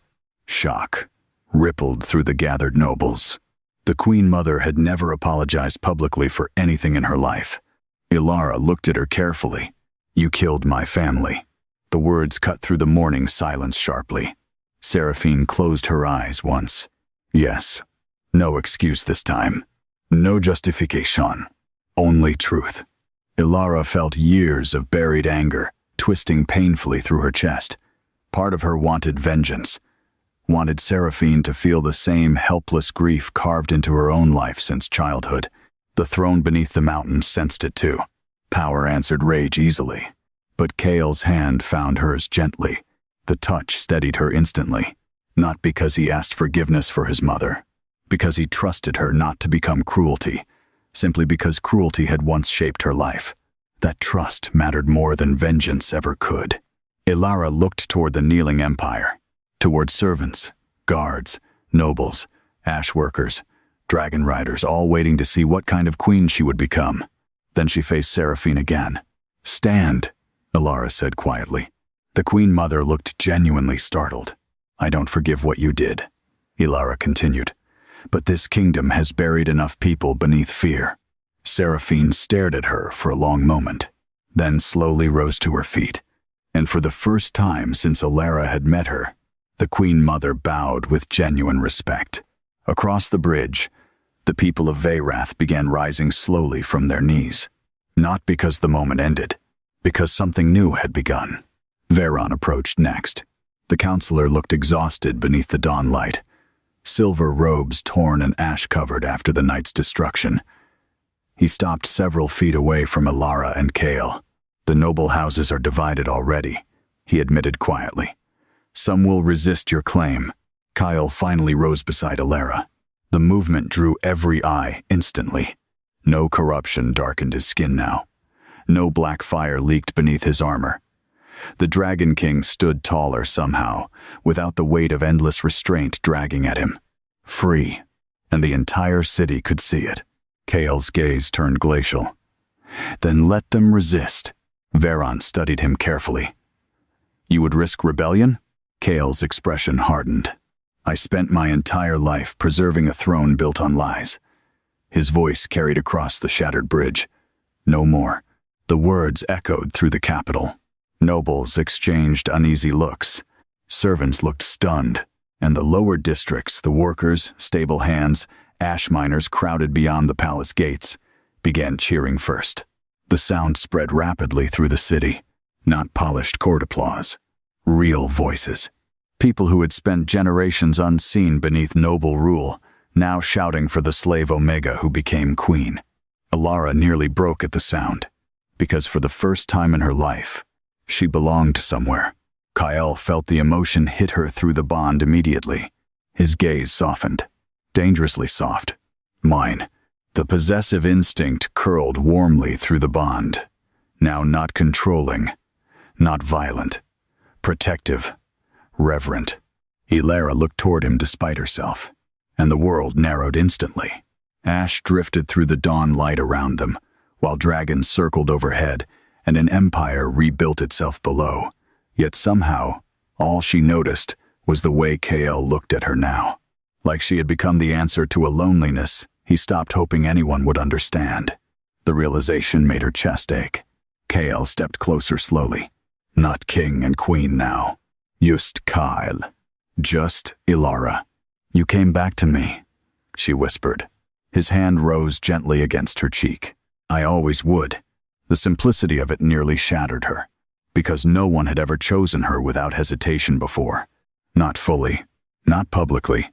Kael leaned his forehead softly against hers, their bond glowing faintly between joined wrists, while the city watched in silence. "I should have stopped them at the altar," he murmured roughly. Ilara closed her eyes briefly. "Yes," she admitted honestly. Pain crossed his face instantly, but she touched his hand before guilt could consume him again. "You still jumped into the fire after me." Kael laughed quietly beneath his breath, exhausted and almost disbelieving. "Apparently I make catastrophic decisions where you're concerned." A soft sound escaped her unexpectedly. Not a sob. Not a laugh. Something gentler. The first real warmth she'd felt in years. Kael stared at her like the sound itself might undo him. Then the dragon god descended. The entire bridge shook as the ancient creature landed atop the broken palace walls overlooking the capital. Its molten eyes swept across the waking city before settling on Ilara and Kael. The throne is restored. Every dragon in the skies bowed again. The god lowered its massive head toward Ilara. "Will you rule them?" The question carried more weight than crowns ever could. Ilara looked toward the city below. The burned districts. The frightened people. The dragons finally freed from centuries of suffering. And she understood then that ruling was not about power. It was about what kind of pain you refused to pass onward. She lifted her head slowly. Yes. The mountain answered with thunderous approval. Gold fire erupted across the capital, not destructive this time. Healing. Broken towers sealed themselves with molten light. Corrupted wounds faded from dragon scales overhead. The poisoned black cracks that once spread beneath palace stone vanished completely beneath waves of ancient flame. The empire breathed again. The dragon god turned toward Kyle next. "And you, Dragon King? What are you now without your chains?" Silence settled. Kyle looked toward the city he nearly destroyed, toward the people who once feared him, then toward Ilara. And the answer came easily. Herse. The entire bridge froze. Ilara's breath caught sharply. Kyle did not look away. No embarrassment. No retreat. Just truth laid bare before the world. The dragon god laughed. Deep and ancient. At last, it rumbled. A king worth kneeling beside. Then the great creature spread its wings. The force of it sent golden ash spiraling across the dawn sky while dragons cried out joyfully overhead. With one final blazing roar, the ancient god ascended above the capital and vanished into the rising sun. Silence followed softly, peaceful now. Kyle turned fully toward Ilara once more. "So," he murmured, exhaustion and affection threading through his voice, "what does the Queen of Fire command first?" Ilara looked over the city carefully, then toward the lower districts where smoke still rose above damaged homes. Her answer came without hesitation. "Feed the ash workers before the nobles." A stunned pause followed. Then, somewhere below, a servant started laughing in disbelief. Others joined. The sound spread rapidly across the capital until even hardened soldiers smiled through exhaustion and soot. Kyle looked at Ilara like he had never heard anything more beautiful. And beneath the first true sunrise Veyrath had seen in generations, the kingdom began again.